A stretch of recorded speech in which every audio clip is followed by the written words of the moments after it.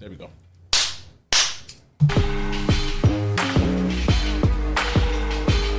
You doing it live? Yeah. Okay. It's Too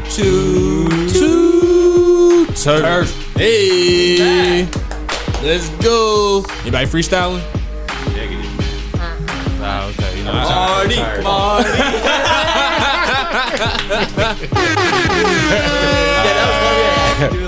I tried it, but y'all already know it's the Too T3rpd podcast, and it's your boy Donovan, aka Mr. You knew what it was when you sang dude. What it do? Ryan Risky Fargo coming at you, episode 102. We're live from an undisclosed location. Hey.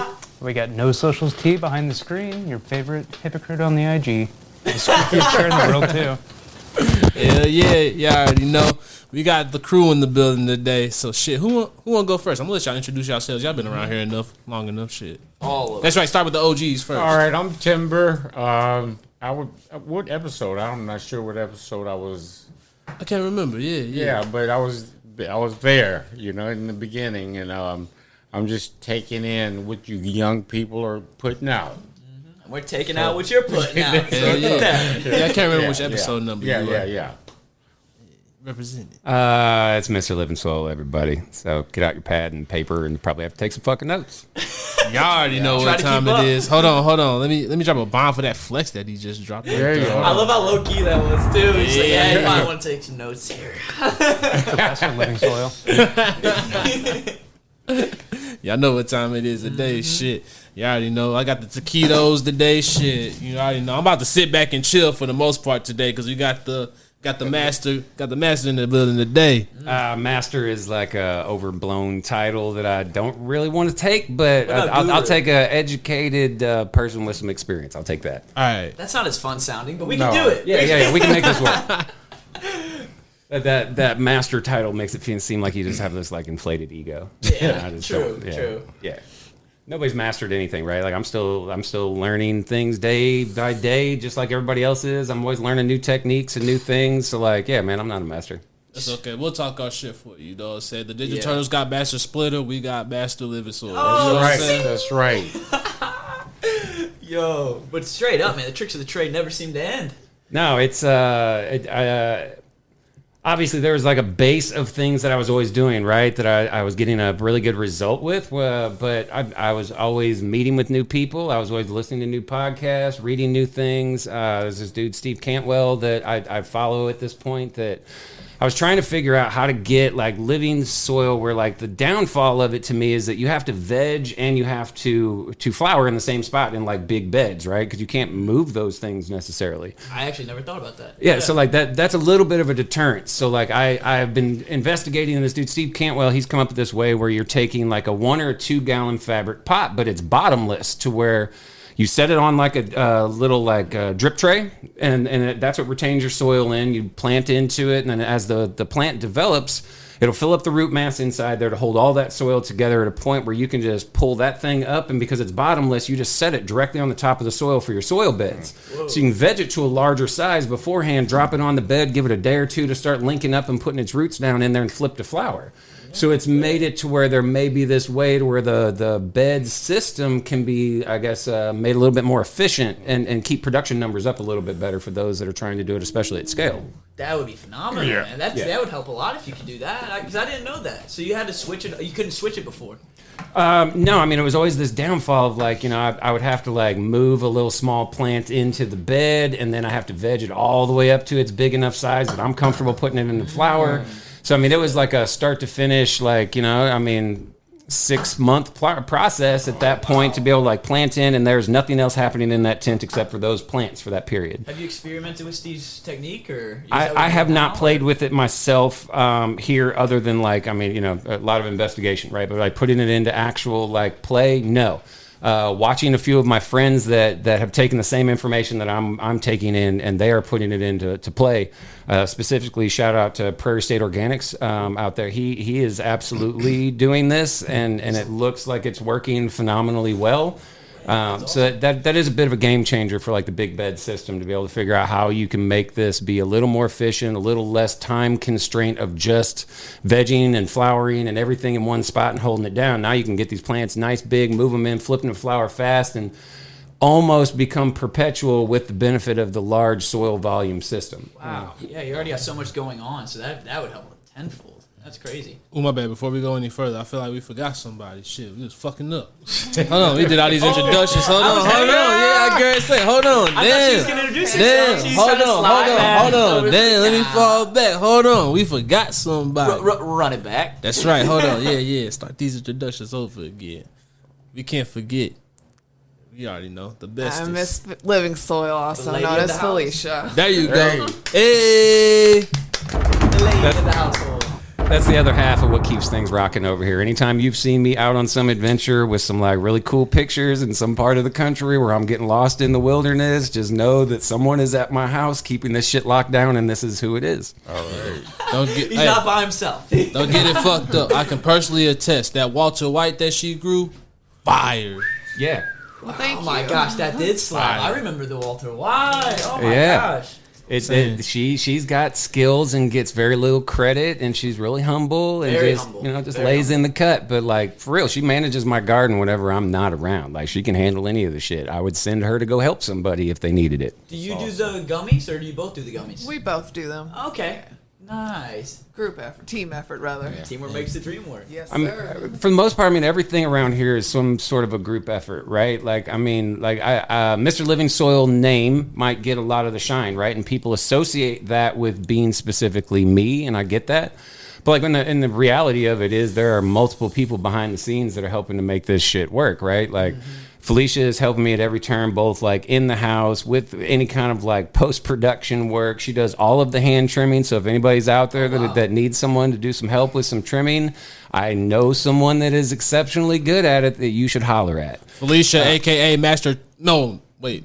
You can go. Yeah, Master Trimmer. Yeah, Master Trimmer. Yeah. We'll give her that one. Yeah, Master Trimmer. I think she'll take that part. Yeah. I will. Got shit looking like Christmas trees and shit. Yeah. So like, you know, she's helping out with that all the time, right? And then like after that, I do the graphic design work, but like any merchandising that's being put out, like my family helps with all that. The Trikes logo you did was fantastic. Thank you very much, man. That was like just... I play around with a lot of my friends' logos, like being honest, right? If you're out there, I probably have made a logo for you at some point in time just to sharpen skills, right? It's just me trying to figure out what I'm good at. That's all it is. I'm playing around for fun. But it just turned out that a few people I've given them to at the time, they've liked them and they've worked out. So, Shit. I just wanted to shit. I was waiting to see if anyone was going to say something. Nice try. Timmberrr almost made Ryan go, Timmberrr! Boom! Where's the crash? Pay attention to Timmberrr because Mr. Livingsoil is working on mine logo now. Hell yeah. Pay attention, everybody. Pay attention to Timmberrr, not just for the logo that's going to get worked on, but actually pay attention to Timmberrr because he's also been getting some education and some one-on-one tutoring and tutelage. So watch out in the future. Pay attention. Yeah, big thing. Bombs on them. Dude, absolutely. How's your grow been going and stuff?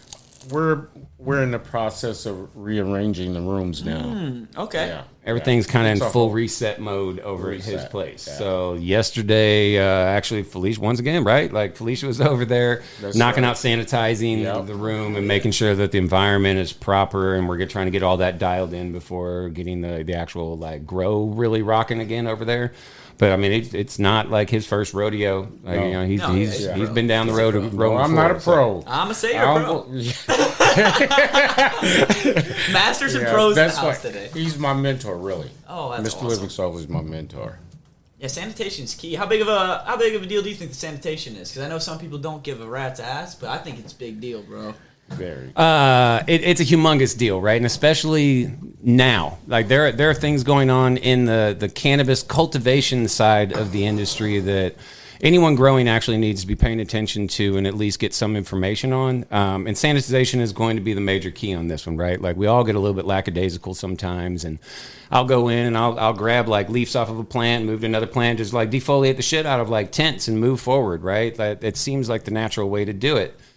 But there is a thing that is out there now that is the Hop Latent Viroid. It's not new. It's just starting to really catch on, and it's being caught in a lot of people's gardens. It is local, for sure. I know several people locally that have been dealing with it, myself included. So it is something that you don't notice early on. It doesn't have a whole lot of symptoms, this kind of shit. So it's a little hard to catch. And luckily I knew somebody that was a little more educated than me with it, that I was asking the right questions to figure out that I had a problem. But like the solution to the problem ended up being that anything that may have been cut with the same scissors or any equipment that got touched at the same time where sanitization was not on the level that it actually needed to be to protect from this, all of those genetics are gone out of the garden. Wow. Like absolutely everything has been gutted out completely, and it's just for fear of I don't want to keep transferring this into anything else from this point in time. So, like what Hop Latent Viroid even is, just kind of if we run through the name, like obviously like the hop part, right? See, that's 5 times fast. Yeah.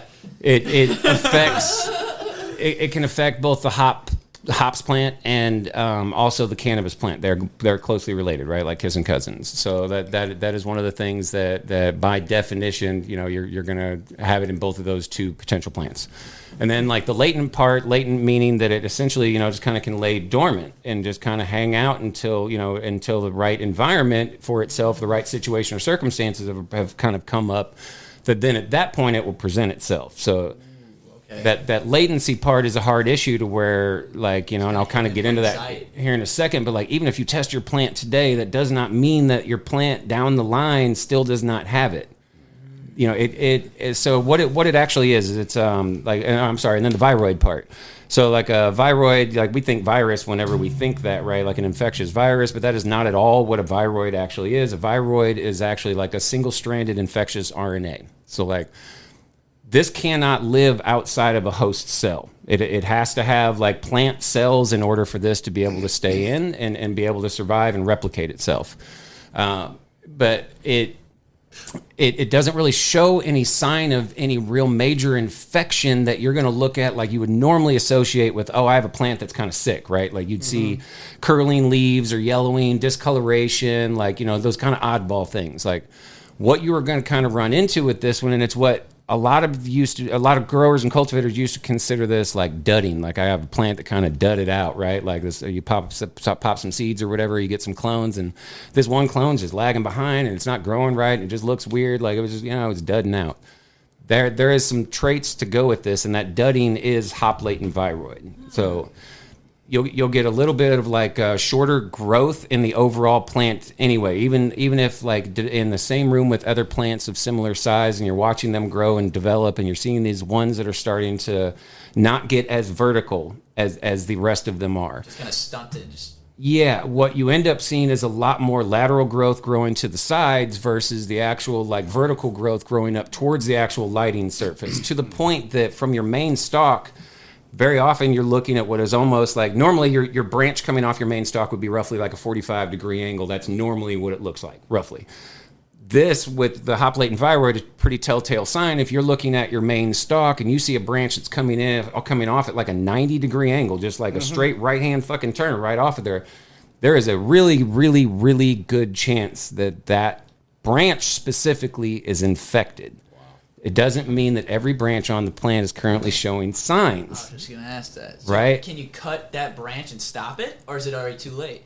You can cut that branch and essentially, like, that part is cut off of there, but it's a latent virus that's in the cells of the plant that were replicating at some point during the growth and development of the plant.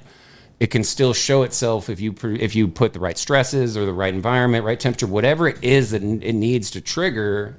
Once it's triggered, it's fucking on. And it reduces your overall yields. You get like small buds. They're really loose and kind of airy. Some of them are like almost like hard, malformed, like acorny. They almost look like actual hops. Yeah, like, right. They don't even look like normal flower buds. Right. There's an obvious look to them that is like just a very fucked up. Something is wrong. Yeah. Generally, look lower on the plant first. That's where it's going to get infected the most often, or show signs of it the first. But like the part that it really gets rough, right, with the reduced yield is already bad enough, but you're also going to get a decrease in trichome production, which means you're going to get less THC and effective cannabinoids. You're going to get less terpene production, so it's not going to taste good. Like, this is hitting all parts that make anything that we are doing worth a fuck no longer worth a fuck. Wow. And so the way that this generally transmits is really like what they call mechanical transmission. So mechanical transmission would be like tools and equipment. So like your scissors or anything that is touching the plant's juices, right? So if you've cut the plant or injured the plant in any way, and there's any of the juices that are out of it, that is if it's an infected plant, now you have like a infected juice on your hand. You go move to another plant with that equipment, those scissors, your fingers, whatever it is, and you rip that off another leaf. You've now put that infected material onto that open scab wound of the non-infected plant, and you have now exposed it to it. Wow. So like the transmission part is really, really, really easy to do for all of us. Yeah, if that gets by, then you're going to ruin your whole grow. Right. And keep in mind, our fingers are a tool that we use when we are in the garden. We pluck leaves, we defoliate, just ripping off, using our hands and our fingers all the time. So those count. Those double time doing living soil. Yeah. So like, if you're thinking in terms of like, without being weird here, but like AIDS. Right, it was a blood-to-blood transfer. That's not weird. No, maybe it's like AIDS is transmitted from like blood-to-blood contact, right? Wow. So this is the same thing, but think of the blood as like the juice of the inside of the plant. Like if you've ever seen when a plant has been like cut, topped, anything. A little bit of like a drip of fluid kind of comes out of the top of that, right? That, if it's an infected plant, that on your finger and you move to the next plant without sterilizing first, you're going to potentially infect another plant. So change gloves and shears that after each plant. Damn. Yeah. Said it's not sharing. Ooh. Wow. So I was gonna get dark. Never mind. I was saying for way too certain. So that real quick, I'll get to the idea with your hands and sterilize, and I'll just give 1 second because there's one other way that this can actually transmit, which is essentially like through clones, right? Like if clones are taken of an infected plant that someone has not tested and is not aware that it has it, and you bring this into your garden, you're unaware that any of these plants are showing this. Maybe they're not even showing any signs of it at this point. You're defoliating, you're doing things with it, and you're cross-contaminating everything in your garden with this, right? So that is a highly likely way that we could get this in our gardens as well. Mm-hmm. Wow. So you could theoretically buy a clone and not even know. Yeah. Now here's gonna be the here's the like mind blowing part of all of this. It's even worse because Dark Heart Nursery, if you look them up online, there is citable information about this that they have now shown that it is transmitted with seeds. Oh wow! What? So if you have an infected mother plant, it can produce seeds that can potentially carry the viroid in its cells. So that is a big potential devastating problem. And the way that they did this is they took leaf tissue from seedlings, and then they had those tested. And they found that some of them came back with Hop Latent Viroid in them from seedling. So they were able to prove that was happening. And then Biological Planetarium, it was sometime, I'm trying to remember the year. I'm generally good at this. I want to say it was a 2019 or maybe a 2020 article that they put out, or a paper that they had put out. They were looking at this from the hops side, so not cannabis, stating that up front, right? But just in the hops plants. So this can actually happen to beer plants too, like the actual. Correct. This could devastate that market as well. So for the Biological Planetarium article, they had found that in the hops plants, roughly 8% of all the seeds that were being produced from an infected mother carried the RNA and carried the infection over. Wow. That's a big number. That is a big number. And you wouldn't really know, would you? No. And I mean, herein lies that big problem with the latent side again. If I'm breeding, which I do not, right? But if I'm breeding and I test my plants today and everything comes back negative and I produce seeds from it,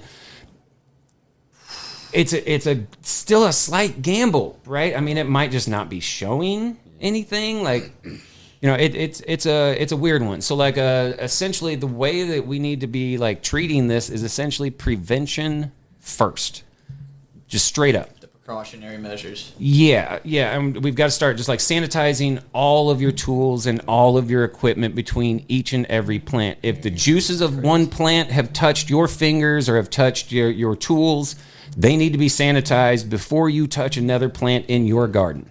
Straight up. When it comes to your hands, right? I mean, the idea of like, you know, having to like sanitize my hands and dipping them in bleach all the time, like seriously, wear gloves. Put on gloves so you can still do the work. You still have the tactile feel of being able to do everything that you want to be able to do. But you can then, in between rounds, you're finished on one plant, go dip your hands in for 30 seconds into a 10 to 20% bleach solution. That's the only thing that actually kills this. Alcohol doesn't do it. Ethanol doesn't do it. Virucides don't do it. Germicides don't do it. Bleach at a 10 to 20% solution. The fact that alcohol doesn't kill it either, like that's strong. Like, Yeah. Whatever it is, that's a Damn, strong. Yeah. That's a real STD right there. Yo, that ain't going away. A plant TD, a PTD. Yeah, that's a real PTD. Hey, I think I'm about to figure out the name of this episode. PTD, Don't catch them. plant transmitted disease. This is something that, I mean, like, really, I mean, all of us can be transmitting that carelessly, just, you know, I mean, all that shit. So, like, okay, put on gloves. That way, when you dip your hands in afterwards, dry them off afterwards. Yeah. Good metaphor right there. No glove, no love. Glove up, everyone. Glove up. That's right. Glove up. Put the rubbers on. All right, and then in that solution that you need to mix, right? However much you're going to mix up, whatever, but essentially it needs to be a 10% to 20% solution of bleach so they can actually kill it off. Next step. That only sticks around for a week. Every week you've got to get rid of that. The effectiveness of the bleach actually deteriorates a little bit. So you've got to be able to like dump that out, replenish that every week so that you can get a new batch in there so you're not still contaminating things. I don't mean to cut you off, but you messed around with the ratios with the bleach and stuff too? No, negative. This is Okay. all coming out of actual labs that test for this. Okay. Like Even Tsunomi. better. They did it for us. Yep, Yeah. Tsunomi Genomics. They're where I'm getting the information from. That bleach is the only place the only thing that will actually kill this, and it's the 10 to 20% solution, and it's got to soak for 30 seconds. Whether it's your scissors, your trimmers, your hands, whatever it is, it's 30 seconds. So let's see, so running from there. And then the bigger thing, like before you take any cuts, test your plants. It is not 100% guarantee, right? Because it's a latent virus, but at least know that if you're going to give cuts out to people, that you are not carelessly giving out infected plants that could decimate either someone's medicine that they are relying on or their source of income that they are relying on. You know, have a little bit of a standard for yourself that you're not going to do that to people. Right. And also, once again, just because you have a test that says it is negative today does not mean at the end of next year that that same mother plant is still not infected. Whoa. I'm not saying test Yeah, it that's weekly. deep. Like, that's crazy. You know, but test, I don't know what's often, right? Like more than once. Let's say that, right? Hey man, these PTDs is real. You got treat them like STDs, man, for real. Yeah. You got multiple partners. You see what you got to do, man. You know you got to run through the test. It is what it You gotta is. come with the test, otherwise it ain't going down. That's right. Yeah, it'll stay dormant in cells until the right circumstances arise for it to trigger itself and start replicating. And then, like in our garden, I noticed it first in a plant. I will not bash any breeder because I can't prove anything, right? And I'm not trying to like shit on nothing. But I had gotten some seeds that I paid a lot of money for, and looking back, only half of the pack of seeds even popped in the beginning, which was that happens from time to time, whatever. Right. But like that was, looking back now, it kind of stands out a little bit. Wow. Yeah, now you can kind of see. Yeah, look back and kind of go over what has happened. I had of the 5 that actually grew out of it, I only had 1 girl. So I got rid of the 4 or the other 4 males. So I don't know what their structure was, how they grew, right? So just keeping this honest.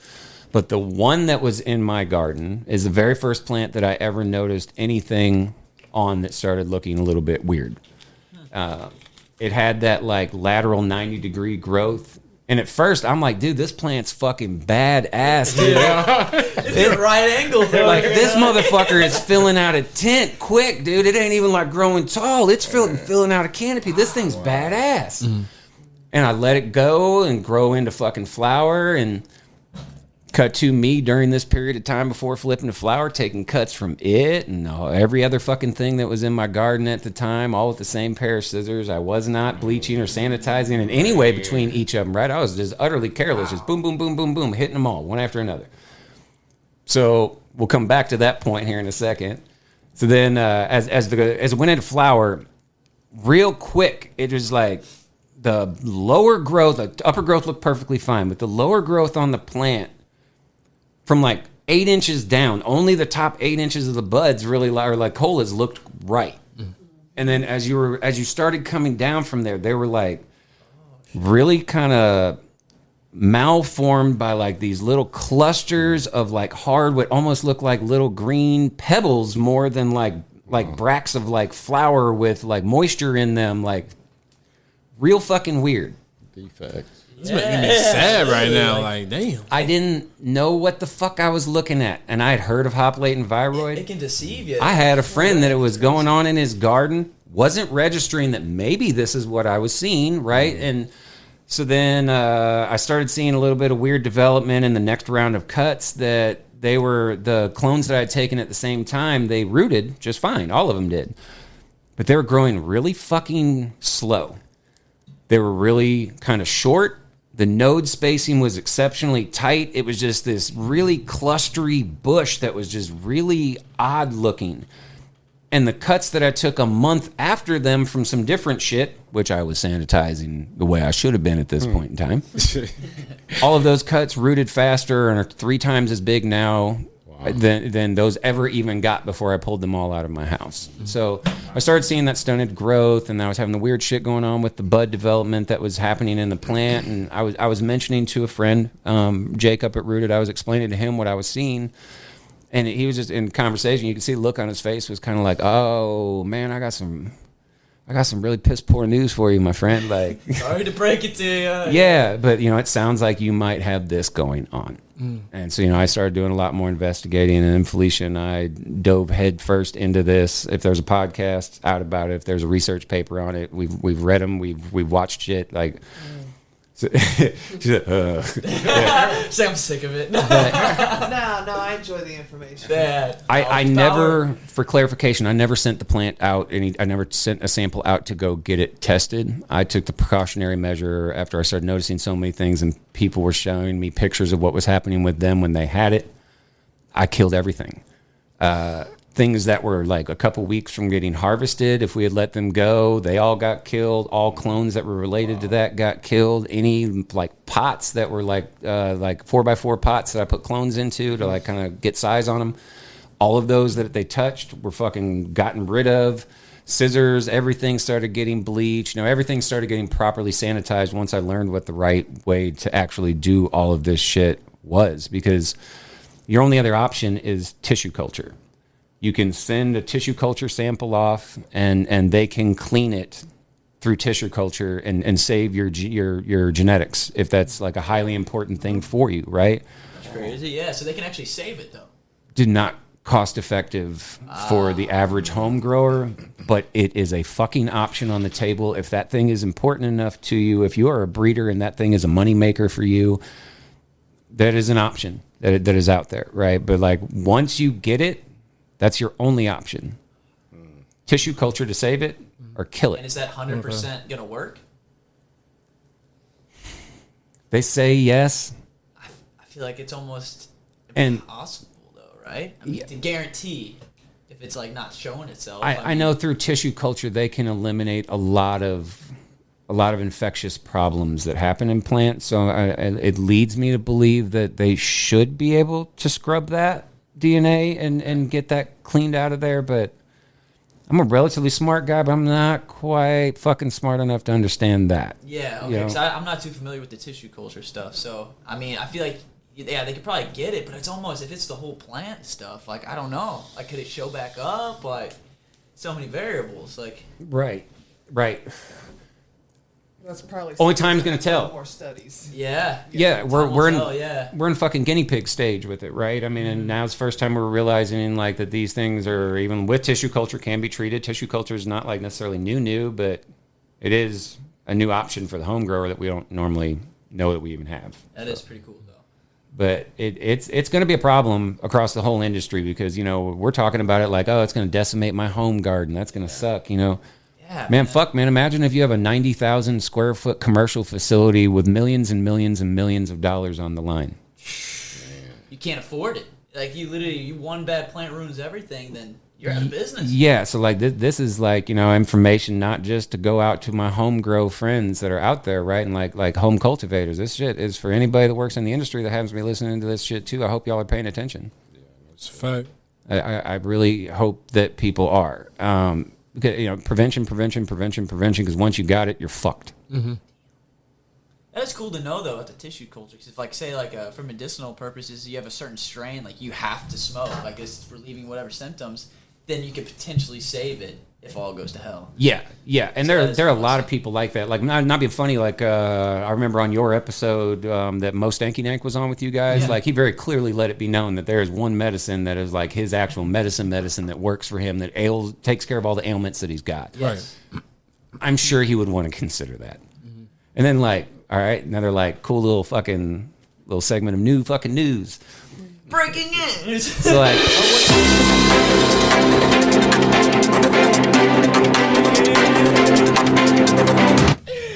So, like, on the tissue culture front, right? Okay, it's an option for saving your genes of different kinds, right? It also is something that can be done for, like, genetic preservation, right? Like, that they can take your genes and essentially, like, kind of hold on to them and a little small for them, and you can be able to get back to that, like, genetic library whenever you want, right? Real cool. Normally it's done where they take that small, like, they take, like, essentially, like, you know, like if you ever run, like, a mandolin in a garden or in a kitchen where, like, you're slicing potatoes, you know, okay. Essentially that's what they do. They take a graph of, like, the plant is what they keep as the culture. And then they grow that back into an actual plant from that little piece into a clone. Now those smart motherfuckers have figured out how to take that tissue culture and they have warped it into these synthetic fucking seeds that are essentially, you're going to get clone-only varietals from seed. What was normally always you could only get it through clone, you will then, once this is all worked all the bugs out and it becomes something that's not, you know, like $400 per seed, which I'm sure it probably is sitting somewhere around there right now. It's going to be ridiculous, right? Yeah, it has to be. But that's like some mind-blowing shit. Breaking So you're trying to say they got some GMO seeds now? Yes, he is. Not quite. From my understanding, they have an artificial carrier that is sitting around the tissue culture sample that is essentially feeding that piece that would allow it to start to grow and develop and put a taproot out. So GMO, no. Science the fuck up? Oh, yeah. Oh, yeah. Yeah. We might have to dig deeper into this. We might have to find some motherfuckers that's really working on this. Yeah, that'd be What's up with Yeah, this? super cutting. Yeah, that would be a great show. Super cutting edge of like cannabis science right now. Yeah. You gotta look into this. Yeah, I would be curious on how it is for him. It's amazing the information that you come across when you have lots of time on your hands. And Oh, man. When grow is life. yeah, absolutely. But it's, you know, I mean, other than like the decimation of a garden, I mean, the cool part to that on my side, now that I've learned what to look for, and I've learned to try to, you know, kind of help other people learn and can educate some people on what it is that to look for when they get it. But the bonus side is like, I mean, we got to like run all new shit, like all from seed, everything new that we wanted to be able to run. And I'll give a quick shout out. I know he's releasing these seeds in the next few days, so. Spoiler alert, on the Liquid Sunshine from Tree 14's Cactus Breath drop. You heard it here first. Everybody in this room here has seen it in growth. Yes. Let's get a round of applause for the Man. That stuff looks phenomenal. It is in like the halfway point roughly of flower right now. It is probably the best looking plant that I've ever seen grow here in the house. Yes. Legitimately, every phenotype that is here in the house are all individually great in one way or another. Number two has always been my one that I've had an eye on the longest time. It's something very, very different and very, very special. I have high hopes for that one. But Grin said it all. yeah. Ooh, man, that's something. There's something really, really, really special about this one. Like day 13, right when bud set would normally be coming on, and it's showing where the buds are going to develop. It first had trichomes that started coming in, and like the petioles on the leaves right there started covering up first, and then like the actual stalks started covering up. And the stalks, when you look at it now, even in between everything from like the bottom nug up, they've got trichomes running up the main stalks. Every leaf is completely covered.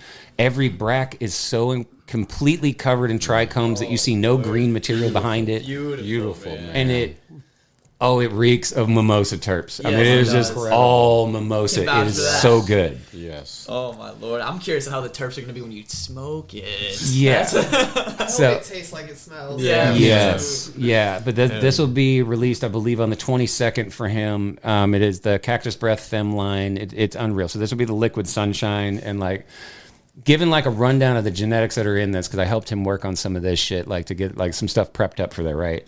It's like the lineup of like when you work back through this, the original cross for Liquid Sunshine is Cuties to Cactus Breath. And then Cuties is Mimosa to Z-Face, and Cactus Breath would be the Cactus to Mendo Breath F1. So like everything that is in this, when you break those ones all down, there's Clementine, Purple Punch, Skittles, Face Off OG, Afghani, Northern Lights, Mendo Breath F1 number 2, and Mendo Breath F1. I mean, this is like such a stellar lineup of everything, and number 2 has taken what I feel like is it took the best parts of every one of those, and it's fucking just shining on it. Yeah, it looks like it too. Yeah, number 3 is like leaning more like what I'm gonna guess is like that OG in it, or possibly like, I don't know, maybe the old school genetics that are in there that I've never seen run, but it's a little more stretched out, a little more space between the buds. The buds are big ass fucking pom-poms that are on there. Dude, everything smells wonderful, looks wonderful. Like this shit, everyone needs to go grab these. They're fucking just killing. And then another local homie that is dropping on the 29th, Backcountry Farms, owner of Rooted Organics, over in St. Charles, Missouri. He's dropping his Bat Breath Fem line that we also have testers of that we're running for him as well. Crushing. So like that one, he's got like I think 4 or 5 new strains that are coming out for his Fem release, and then he's got freebies that are coming out if you're purchasing day of over at Rooted. That'll be October 29th. It's a Saturday. Vampire Slayer, excuse me, is the strain that is going to be up for the freebie, which is Garlic Breath to Bat Breath, which is like his flagship strain. So serious fire getting ready to come out just from like the homies that I know, like in the next like couple weeks. Like there's some banging shit coming out. And then 29th, while I got y'all's attention on that one, over at Rooted Organics, St. Charles, Missouri, 751 Freedoms Road, 63303.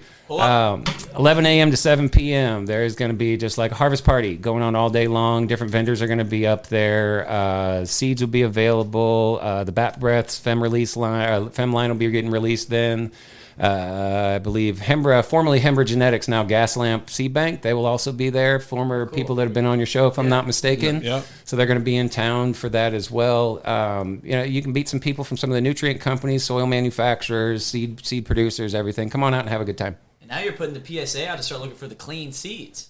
So if you want some good clean seeds, you know where to go. Yeah, and I don't want it to sound like I'm trying to like shit on the like clone game from anyone, right? Like do your thing, but like, man, there's an inherent risk potentially with that. But likewise, there's an inherent risk also coming from the seed, right? Like, I mean, we're hearing numbers of 8%. That's not fucking 0, which is what we all want to hear. Yeah. Mm-hmm. Yeah. It's a shocking thing to know that like this virus is going around that is like decimating like, you know, some commercial gardens, some home gardens, all these things. We're needing to be aware of this stuff, but it's also coming through at like the worst economic time for just the cannabis industry as a whole. Yeah, and you know there's going to be a greedy handful of people that are still going to put them on the market even if they know. So that's why you got to be sure you know where you're getting the seeds and clones from. Yeah, and like even on like the flower production side of things right now, right? Like even if this thing hasn't hit some of these commercial gardens, like the commercial fucking wholesale pricing, like I just saw a podcast, Pine Park, from a couple of dudes that grow out in California. They sell into the wholesale market. They're talking about $100 fucking pounds on a wholesale market. Mm-hmm. We were looking up statistics earlier today just to kind of gauge where things were at, and the best I could find was like $938 wholesale on a pound of like premium AAA shit, which is still less than triple like what they're trying to get. That's insane. Yeah, according to the statistics, the market has like taken a 43% hit in a 6-month period. Oh wow. Yeah. I mean, we feel that. We're feeling that here. You know, Yeah. Whereas there was a point where being a caretaker was something that could sustain my household. It is not anymore. You know, jobs are required, and not just by one of us, by all of us in the house. Yeah, you know, I feel like last time that was the case too, and now, wow. Yeah. It's like that, times change. Like, Yeah. Wow. Yeah, I mean, it's been a hell of a year for me, like, just keeping it completely honest. There were some, like, major upswings, downswings, all kinds of weird shit going on. Finances were great. Finances were fucked up, like...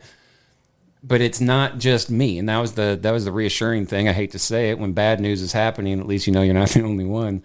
But it's it makes me feel a little better. We're in this together, boys. Not for real though. It does. Yeah. No, you know what though? Like Ryan, that we're in it together, boys thing. Yeah, It is exactly like, that, right? Like, Like everyone's learning community, you know. Yeah. tough times, people either quit or people fucking put their nose down and they keep grinding fucking forward towards their dream, right? And those that keep grinding towards their fucking dreams have a much larger shot at making it than those that quit, right? I mean, you don't give up just because things are not going easy, they're not going smooth, they're not going the way that you had fucking planned it. If you planned for a smooth ride all the way to your dreams, you're fucking crazy. It won't be bad forever.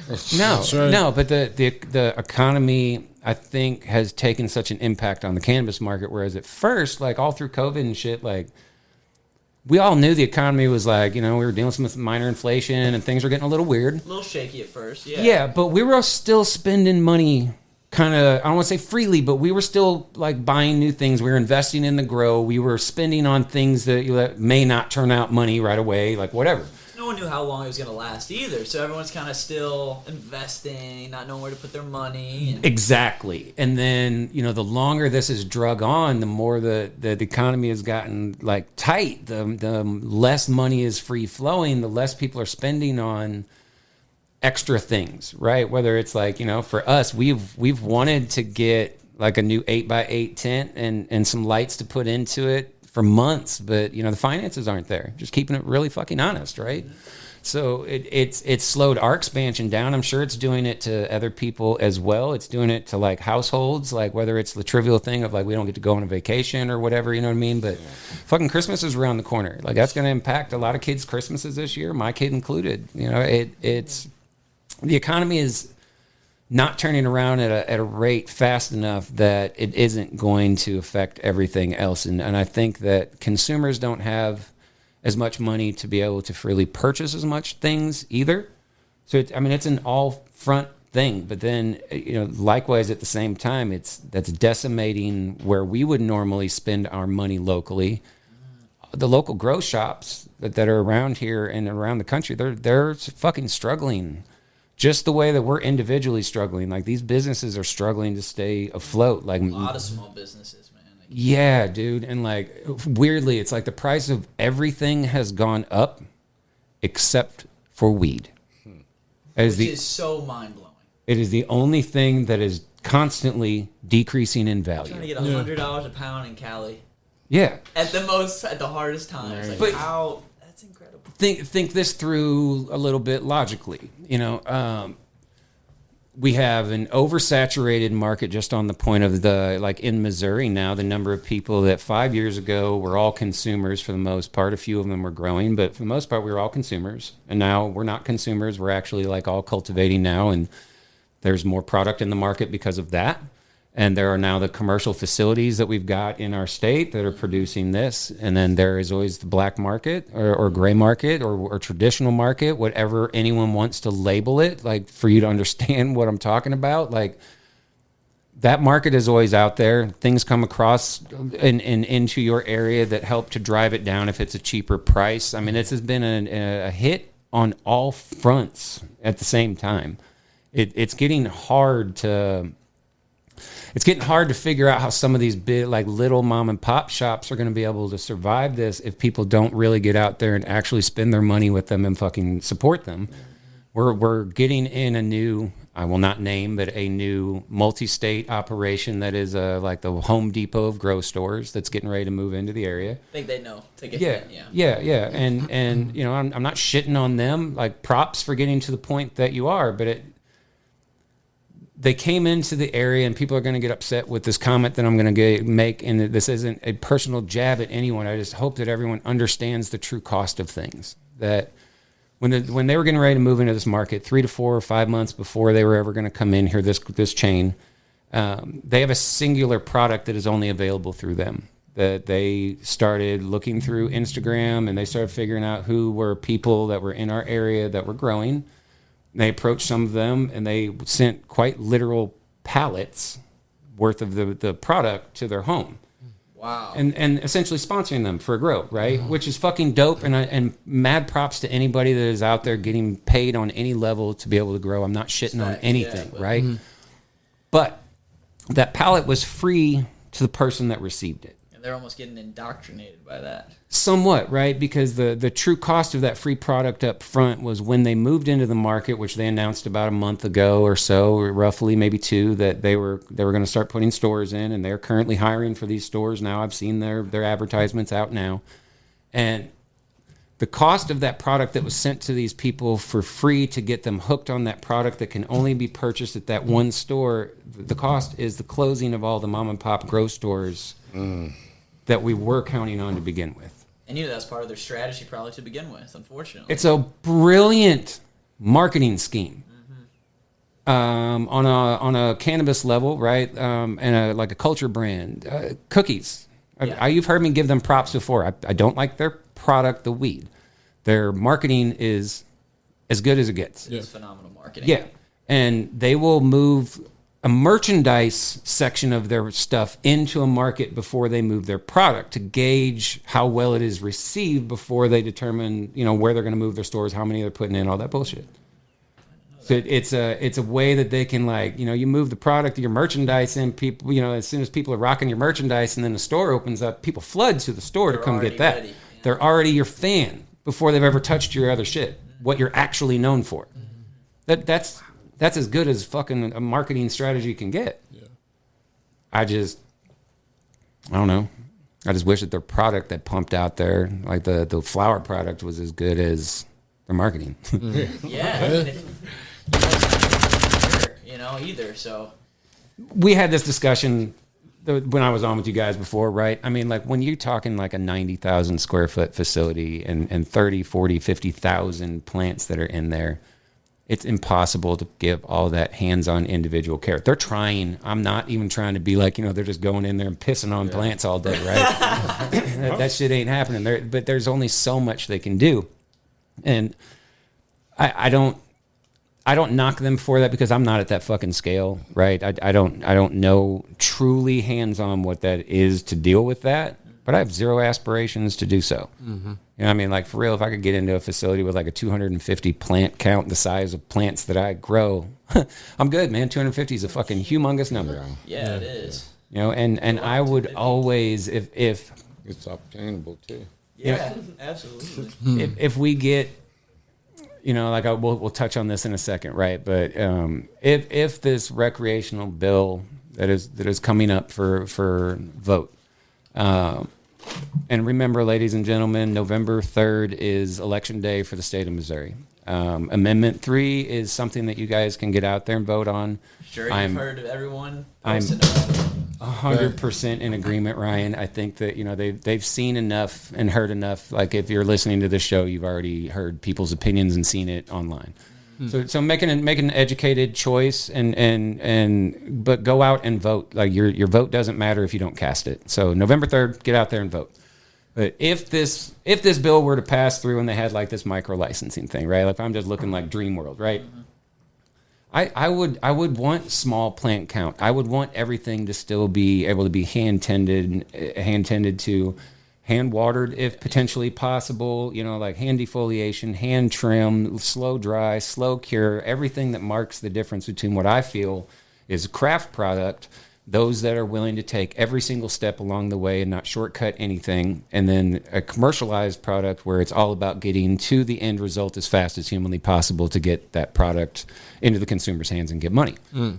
It's just a different outlook, right? Like, and I feel like a lot of people haven't really experienced the craft cannabis too. Still, even to this day, like, you know, the average person who isn't like growing or knows anyone growing, they probably still haven't encountered it. Yeah, so they're getting it from the dispensaries. They're not even thinking twice, like. So they're getting all this advertising pumped into them, and they're not really thinking twice. Yeah, okay. Like if I'd use myself as an example, and I look back 20 years ago, because I'm fucking 45 years old, right? So if I look back like 20 years ago, if someone was telling me like, hey man, I can either get you weed that came out of a dispensary in California or, you know, somewhere, or their dispensary weed, or I can get you some homegrown weed, I promise you, my uneducated ass at that point in time would have been like, fuck, man, you better give me that dispo weed. I don't want that shitty-ass homegrown weed, right? That was me 5 years ago. It is, right? It's exposure and education is what changes people's minds to it. And Anthony, Third Eye Alchemy, and I were talking about this a couple days ago, just chatting online about it, where it's like, I don't think that people understand what craft cannabis is until they have been exposed to it, right? Mm-hmm. And then all of a sudden they're just like, whoa, what the fuck was that? Like, I didn't know weed had that much fucking flavor. Like, it's a different ball game. You know what I mean? Like, that weed is supposed to taste good from the first hit to the last hit of your fucking joint. You're not supposed to fucking be like dying and coughing your head off because it's fucking harsh and your fucking like throat's getting ripped out. Like, it's supposed to. It doesn't have to be that way. There are better ways that it can end up for you. That's a fact. You know and I don't know. I mean, I still obviously am going to preach like the organic route all the time, right? I mean, that I will fucking go to my fucking deathbed probably preaching that one, but like on the tombstone. the proof is in the pudding, right? I don't enter any contests or do any of those kind of things, but like the guys that are. Those that are winning are not growing in living soil here in Missouri. Hey. Like, you know, if we're keeping it real, give a shout out to J-Town Funk.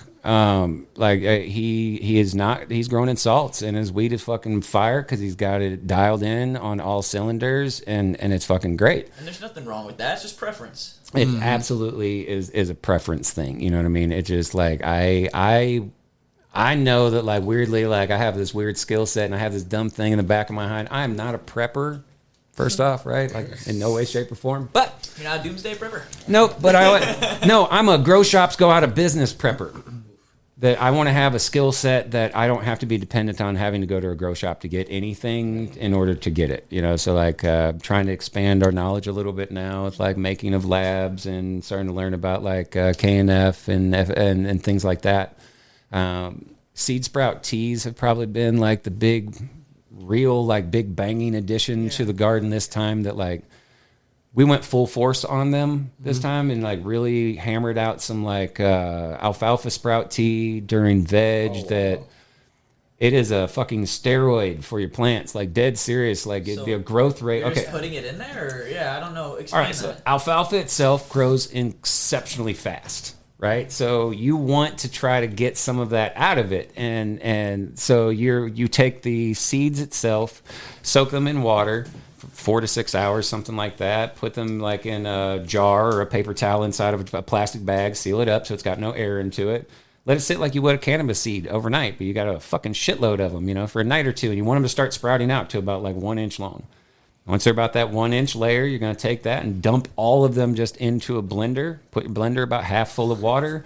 Chop the living shit out of that thing. I mean, let it blend for like, what, I don't know, Felicia, what are we like? 5-6 minutes? Yeah, probably 5 minutes, 6 minutes, something like that.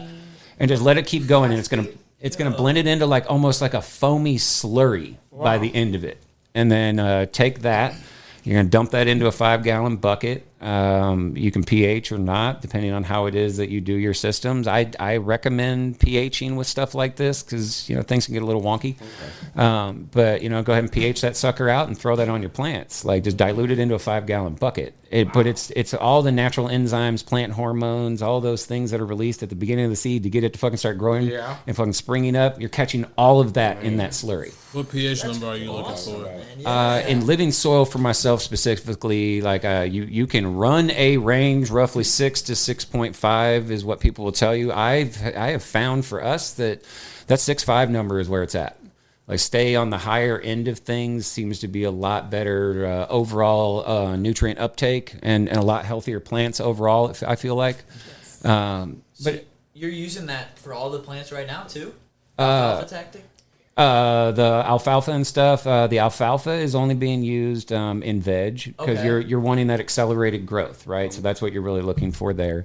And then in flower, we were doing mung bean, which is I don't even know exactly what the fuck it really is. Like to be completely honest, I just know from research that mung bean when you use it releases. Whatever it is, it's good for this. Yeah, when you do.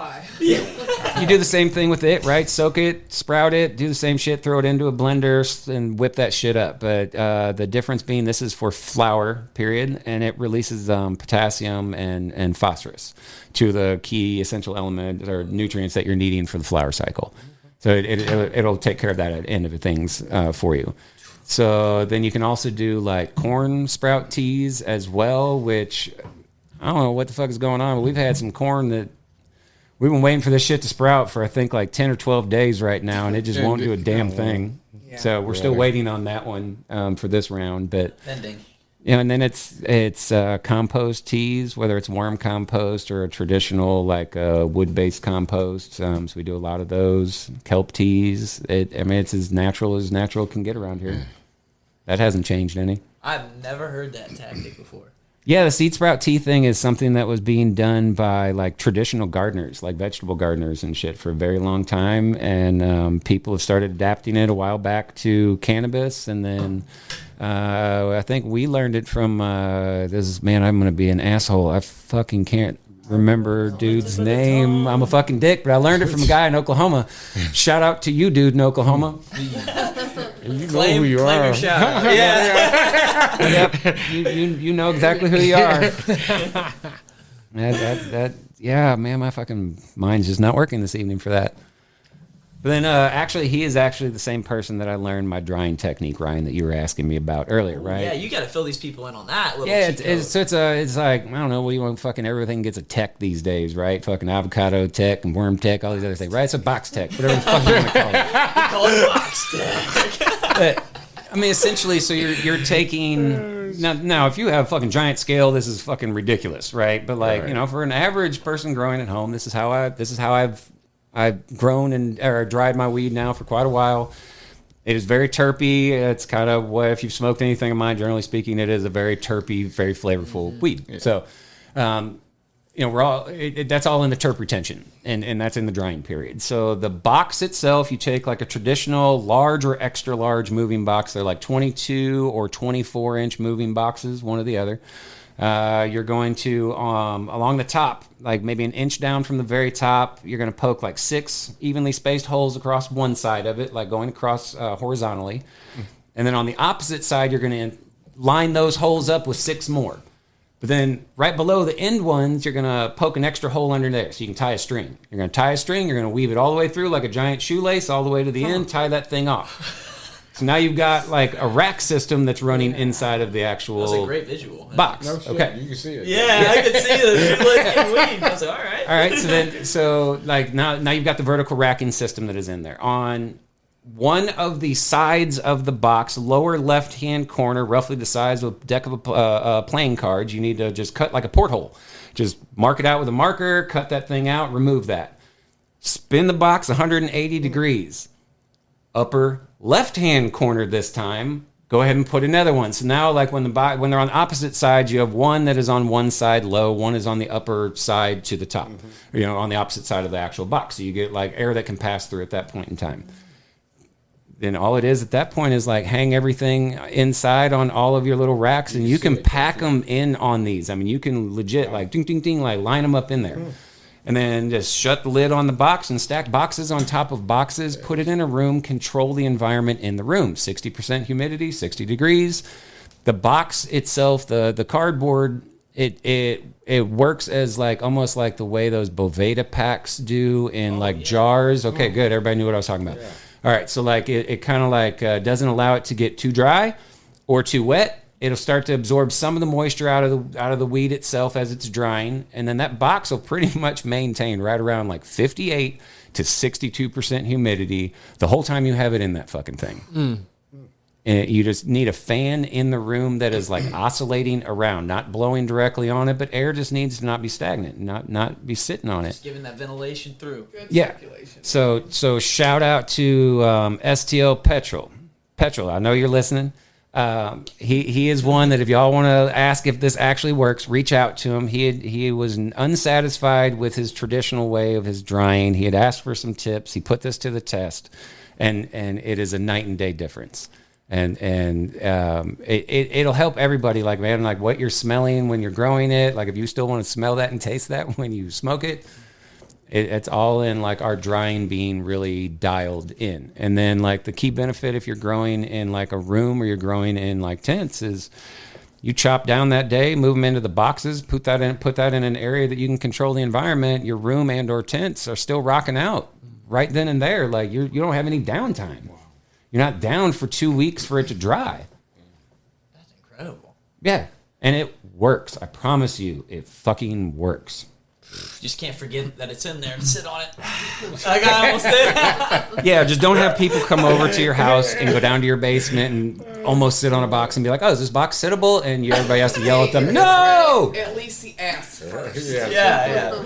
But I learned the hard way. Right. Oh, I would have cried. Would have been in the road. Like, sorry, Ryan, but the front door's down. Yeah, that's like full circle back to that. Like that box is containing Owen Wilson, which I was pheno hunting a winner out of, that is infected with hops. Everything from that run is all infected, right? But like the bud I took all the way to harvest. Like, I mean, it's got some fucked up shit that looks on the very bottoms. Well, the tops are perfectly fine. It's fine to smoke. It ain't gonna hurt us any. But anything that those plants touched from that point is fucked up, Does right? it affect the taste or anything at all, or no? We're about to find out, folks. Okay. I mean, not necessarily tonight. We did smoke some earlier. We did. We pinched off some out of the box just to try it earlier. Was that this morning or yesterday? This morning. Okay, this morning we tried some, and though it still tastes a little bit green, I mean, it has terps. It's just Not where I think it could have been. not where I think it should have been. Oh yeah. Yeah. The words terps, yeah.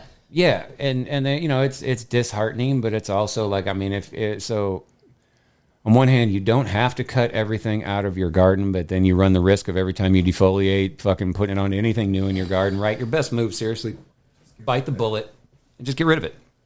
Like it's painful making garden decisions like that sometimes, like cutting out genetics and getting rid of genetics and throwing out pounds and pounds of finished medicine because of like, bud rot in a few spots and you're afraid that it might be everywhere, you know what I mean? So like, you sometimes just have to make the tough decision and the right call and just toss the shit in the garbage. Break your heart for a little bit. Yeah. Recover. I mean, it's an easy one when like if you have a herm, you know what I mean? I don't fucking hesitate for that fucking thing to die. Oh man, I fucking lied just now. I was fucking so Louis the 13th, which also just had to die very recently. Wow. Louis the 13th OG. It was growing just ridiculously well. It was beautiful, producing shit tons of really great premium looking shit, and it had nanners on literally every single bud up and down it. Donovan had come by that day, so like Donovan actually has gotten to see this. Yes, the one I showed you. Yeah.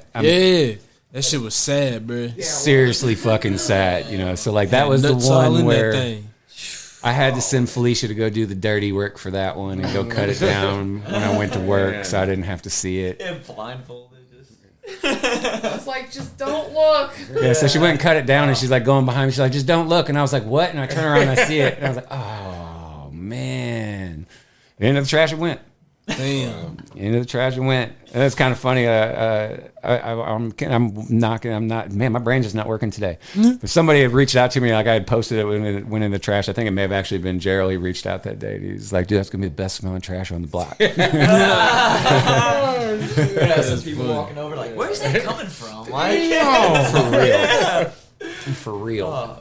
So you call them nanners? Yeah. They look kind of like banana shaped. Do they? What is it? It's little pollen sacs. Yeah. Like you'll have like Okay. the bud Wow. itself, like what you saw downstairs normal, right? It looks like the bud. You got the hairs coming out, like it's growing. But then like in between like the bracts, like the little like sections, like nubbings of bud that cluster up to be what we think of as the flower. Okay. Between those little like nubbins, you'll see this little thing that almost looks like a teeny tiny like banana. Bushel And it's bananas, yeah, and it kind of Does it is look like like a banana? sometimes they're singular and kind of Something just like that. point down just a little bit. Oh, we got to it early, so I mean they weren't full blown, but Okay, if you let that go long enough, I mean that's just going to grow out. It's a pollen sac. It's going to open up. It's going to dump fucking pollen. It's a self-preservation mechanism in the plant. You know, I mean it's natural, but it's not what we want as like flower producers in any way, shape, or form, right? I mean, it's going to seed up all your product. And, Wow. don't want that. Dude, the knowledge this episode's unbelievable. I try, folks. I try. I do. I don't know. I like being able to share like what knowledge I've got packed up in my weird ass brain. You guys have heard me joke about it, and like Felicia's finally understanding and on board, and I think Donovan is starting to be too. Like, there's a chance that that spectrum is being touched a little bit by me, and it works to my favor. in this shit. I didn't know what it was when I signed up. Don't be saying that now. Hold on. Hey, all the geniuses, man. I dive really deep in, and it's not that I'm ridiculously smart. I have a really, really good ability to retain and regurgitate information. You're just pulling out these papers and, all these studies right out of your brain. I'm like, wow. And he read hella books. Like he gave me like a whole stack. Shit, I'm grown? still- You ready yeah. yet? Wow. I still gotta finish the first one. So shout out to you on that one, though, right? Like, you approached me right where you're like, I mean, if I was to want to learn like how to really grow, like if there is, how is there a book or something I could read? And he's like, do you have a book? And I was like, oh yeah, hang on a minute. So I went up in my house and I came back downstairs. This was a long time ago now, or a while ago. I come back downstairs and like all the people that are in the house, like all kind of slowly turn and look at me with this like, insanely large stack of books. If there's a book out there on like cannabis specific growing, I fucking have it. And like not only is it sitting on my shelf so it looks pretty, you know what I mean? I've read the motherfucker. I actually read the fucking thing. Pretty after the fact. When you're in it, maybe not, but It's deep. You Yeah. got some stuff in there now. Yeah. No I lie. told you a lot of big ass words, man. Just tongue tied a little bit. Yeah, it'll definitely help me out. Name all this stuff some weird ass Latin word that nobody wants to say. Exactly. throw it in the So, vocab. They're impressing some people. Like, what'd you say? I gotta keep it real. Like even with my brain, it just skips right over those words. Yeah, like, I when do too. it's I like get blah the blah. gist of it out there. Just skips. Yep. No clue what that was supposed to say. Okay, so, damn. Yeah. When I start, Nice. when I finally do start growing, though, I'm gonna know some shit. Oh, Damn absolutely. sure. You're surrounded by knowledge. And there's like, it's such easy access to information now, with YouTube and the podcast and stuff. So Yeah. books are great, they're the OGs, but Yeah. it's probably so tempting to hop on to YouTubes and all that just to kind of. Yeah. Truth be told, right? Like all of the books that I've got, all of the podcasts that I have learned something from, all of the people in grow stores that I've come and asked questions, all of you other cultivators out there I've had conversations and learned things with, all of that shit, right? But like seriously, nothing has taught me more than experience. Hell I'm yeah. fucking doing it. And as hard as like these things are with like the hop virus and botrytis and fucking powdery mildews and dealing with the problems in your garden, right? It sucks when you're going through it, but it is an education so you know how to better prevent things, you know what I mean? And like most of us learn best from experience. I mean, I think that's generally the case, or at least was for me. I wasn't the type that like if my mom was like, don't go look in the closet, you know what I mean? Like I fucking would go open the closet immediately to go look, right? I couldn't just take the advice that it was a bad idea, you know? So I don't know. I think that's just because of the way that my brain is, but like the hands-on education of actually physically growing the plants yourself most likely with some guidance from like someone educated, I think is probably the best possible way that you could do this. You know, and I was working on a project earlier this year where that was the hope and dream that was going to happen, was like it was going to be a facility, a shared cultivation caregiver facility that you know, people could go in and get an education and grow on site and have trusted, educated people that were there. And unfortunately, the funding fell apart for the project, right? Like good guys, all that shit, and like great intentions.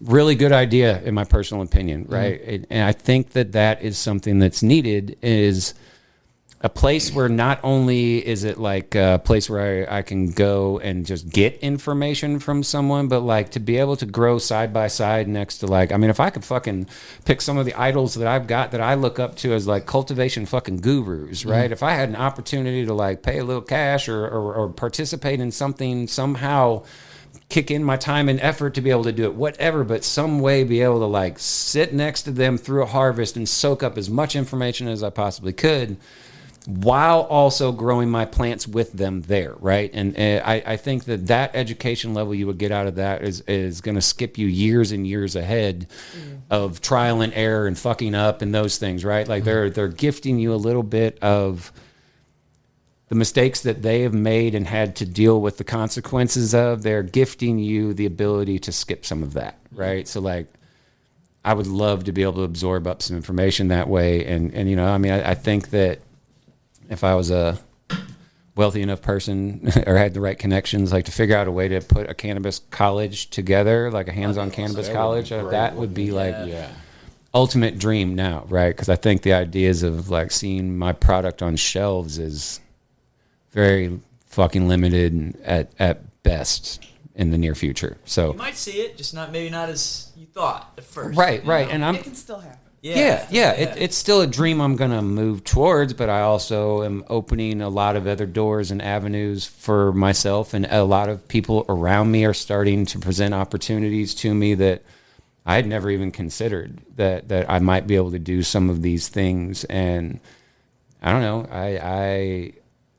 I'm open to all of them, so I'm trying to do some things, and you know, there's low key some things that I'm working on, but you know, until they come to fruition and can be like, I guess like a booming success, you know what I mean? Like they all stay under wraps until that point. But that's the way though. Sometime in the near future, we'll have a really dope conversation about some shit that I think will kind of shock some people and get some people excited around like the area. So cool. With all the different ways to grow too, like, do you guys experience the same kind of issues, or does it kind of vary if you're doing the living soil or, you know, hydroponics, whatever? I mean, well, you still get the same pest problems no matter how it is that you're growing. You can still weirdly get like root aphids in deep water culture the same way you would get root aphids in like living soil. You know what I mean? The problems are pretty universal. Okay, you know, like we grow in Missouri, like fucking powdery mildew is a very, very, very big fucking problem, right? Like we have a kind of dank environment. It's a little bit rough. You know, some people I know in commercial facilities, their first year or two, they were struggling to learn that. They were hiring consultants from other states that had it dialed in how to grow in a different environment at a different elevation and in different places. And then they came here and it didn't quite translate. And these companies weren't getting the results that they were expecting to get, weren't getting the returns on their investment that they were looking to get, right? I mean, there is that regionality to it. Like the overall principles are the same everywhere, right? But I mean, each environment has their own fucking problems. Like you grow out to Arizona where it's arid as fuck, you know what I mean? That's going to be totally different. Like dialing in is going to take a lot more equipment and things that have to be put into play to be able to get things right, versus how it is here. We're like they're trying to humidify absolutely everything, whereas for us, we're trying to dehumidify to keep it down to a level where we're not letting like fucking shit start spreading. Wow. Okay. And then you have problems with like, you know, for us, like shout out to my neighbor. She grew some pumpkins this year. They're crushing, you know, they're beautiful plants all year long. But then all of a sudden, like her pumpkin plants that are like 30 feet outside my front door got powdery mildew all over them. So like, man, we started treating that over at her house to make sure that it didn't come over to our house, you know. But I mean, the reality of how quickly you can pick up some of these things is walking through your own fucking yard. Yeah, you don't even consider. Yeah, we are almost always the transmission device for pests and pathogens. It's All almost these back always to through us. sanitation. It's It always literally does. dude, full Like, circle conversation yeah. there, right? Yeah. I mean, that sanitization thing is fucking humongously big, and especially at home, commercial facilities are so much better about this because they have SOPs in play that they actually like follow and force people to follow. But the like average home grower, you know, we think of it, you're just walking down into your basement, you're doing what you need to do, and you know, walk back out. Like, man, don't walk with your clothes outside in your outdoor garden and cutting your grass and doing these things and go straight inside and then go work right in your garden. Like, I mean, have you ever seen like a little small oblong, like in the summertime, little green bug that kind of like you see on your clothes? That's a fucking aphid. Yeah. How quickly they can just land on you, and you can transmit them and walk into your house and bring those in. Spider mites, same kind of things. I mean, all these things get transmitted from us. So the precautions that we put into play and put into place early on, and if we can follow these things diligently, essentially don't wear the same clothes that you would wear outside inside your actual house. If you can have a dedicated pair of shoes or flip-flops or even house shoes, something that, you know, if you're going indoors, like have a dedicated pair of shoes that are there. So if you went walking through the yard or the sidewalk to get up here, you're not tracking anything on the bottoms of your feet. If that's not an option, you can invest in like sticky mats that essentially think like a lint roller. That come in different size sheets, like 3x3 is like a normal good size. So you can put that down on the floor, and you know, you walk across that, and it's getting any of that particulate up off the bottoms of the floor. I mean, there's steps that we can do. It's just how much effort do we want to put out there? How much do we care? Right. Put that effort in, the reward's worth it, but it's just so much going into it. Yeah, and unfortunately, the way that we all learn this is like Trial and error. Yeah, and usually it's because you had a fucking problem that you don't want to have a second time, right? So it makes you step your fucking game up. Like, not today. Learn once, that's enough. Yeah, like I was telling you guys when you came over, and we were looking down in the tents, right? And I was like, okay, we got this one particular tent. Well, that one it's got some like issues. It looks a little weather beaten because it's fucking wind burnt like a motherfucker. Because the only size fan I had available to stick in there is like a fucking 16-inch fan in a 4x4 tent. I mean, that shit's getting blasted on low. I mean, it's fucking windy. But, you know, at the same time, we also have never had botrytis, and we haven't had powdery mildew issues in there, and the air is moving the way that it needs to. So I'd rather have some plants that look a little wet, wind burnt, than anything else, and get to a successful harvest than to have to throw all my weed away. Oh, absolutely. And I know before this we were talking a little bit about it, but can you explain the new hempy bucket strategy people are kind of starting to dabble into? And Yeah. So not necessarily new to me. new to me too. That's right. Yeah. And in us, right? In the grand scheme of things, it is most commonly being done right now by people who are growing in an earth box. Okay, so it's the same general concept that the earth box is just an all-in-one device that you can grow into that'll do it for you. Oop. Sorry about that. Just making sure you're paying attention. That's the asthma. Wake up. Yeah. But the hempy bucket is, you know, like essentially if we're looking at this for general purposes of trying to make this explainable, 2-bucket, 5-gallon bucket system. So you have bottom 5-gallon bucket is going to be full of like a nutrient base that is in there that you would think of as more of like you would use for cocoa or hydroponics. So that's like a liquid nutrient. And then there's going to be a small tube that comes up all the way through the top, all the way to the very tippy top, and that's like your water inlet source. So you're going to use that to pour all the way in. You have a second bucket that then sits in on top of it. It's got a few small holes that are drilled into the bottom of that bucket, and it sits about an inch. The bottom of that bucket sits about an inch above the water line in the bottom bucket. And you take like a small piece of rope or something, you feed that through these like 6 or 8 little holes you have drilled into the bottom, and it feeds up and it becomes a wick. So it's hanging down into the water. It'll absorb up the water, and it'll pull it up and then start to absorb and do like just bottom watering, where it starts to wick up from the bottom and saturate the soil to bottom to the top. Oh, okay. So you're getting the nutrient. I'm sorry. And then in the top bucket, you have like a substrate of like a soil base, right? So you're getting the flavor benefit of like a soil, and then you're getting the like growth rate essentially, right? And the benefits of being able to pump your plants a little bit harder with the like constant flow of like heavy nutrients going into the bottom section, essentially, right? So that's kind of where it's at. And the system in the earth box is set up the exact same way, other than it just is like an all-in-one system. It's a big rectangular box. It has a grid system that's laid out as like a plate that lays in there. You pack a little bit of soil into 2 of the corners that work as those wicks that saturate down into the bottom section. Then you pack the rest in with either like all compost or soil, whichever way that you want to go. then you can almost treat it somewhat like living soil, right? Like you can top dress the shit. You can have worms up in that shit. You're throwing on compost teas and bokashi onto the top of it. All the things that I would normally use in my current system, you know, you can adapt that all to the top section of this while you're also potentially adding nutrients to the bottom if you were choosing to do so, right? Now, I've never done any of this. I know quite a few people that I've seen that are running earth boxes and have been for quite a while. Around here? Or? Yeah, several guests on your show. Really? As a matter of fact. Wow. Yeah. Okay. Yeah, a couple guests on your show are rocking some earth boxes, like if I'm looking back on them now. And awesome. Ms Livingsoil has been wanting to do them, to experiment in them. She thinks that it looks kind of fun for some of our smaller tents that we've got around the house to be able to play in. It does look cool. That's why I was wondering, because I've been hearing about this little hybrid method. That's why I was like, okay, I figured I'd bring it up. So yeah, and okay, so my fear with no experience, right? So just looking out, like as I look forward, I'll be timid in the beginning because I wouldn't want to have an oversaturation of the available nutrient in the soil base on top of like me slamming it in the bottom and just like potentially frying the plant to fucking pieces, right? Mm-hmm. So it's going to be one of those like first run isn't going to be the best it can ever be. Second probably won't be either. It's going to, you know, incrementally dial up as you go. Figure it all out. Yeah, strategy. But I mean, I think it would be cool to experiment and play that way. I think it would be fun to get just like a single bucket and do deep water culture. I still think that would be kind of fun to play with and just experiment. Like, man, I'm open, dude. I'm not like such a. I will always preach like organics are the shit, right? But I'm not so diehard that I'm not willing to try other things and experiment. And I want to have a broad knowledge base as well, right? I think that's a cool little trait to have, to be able to help people regardless of what method you were growing, right?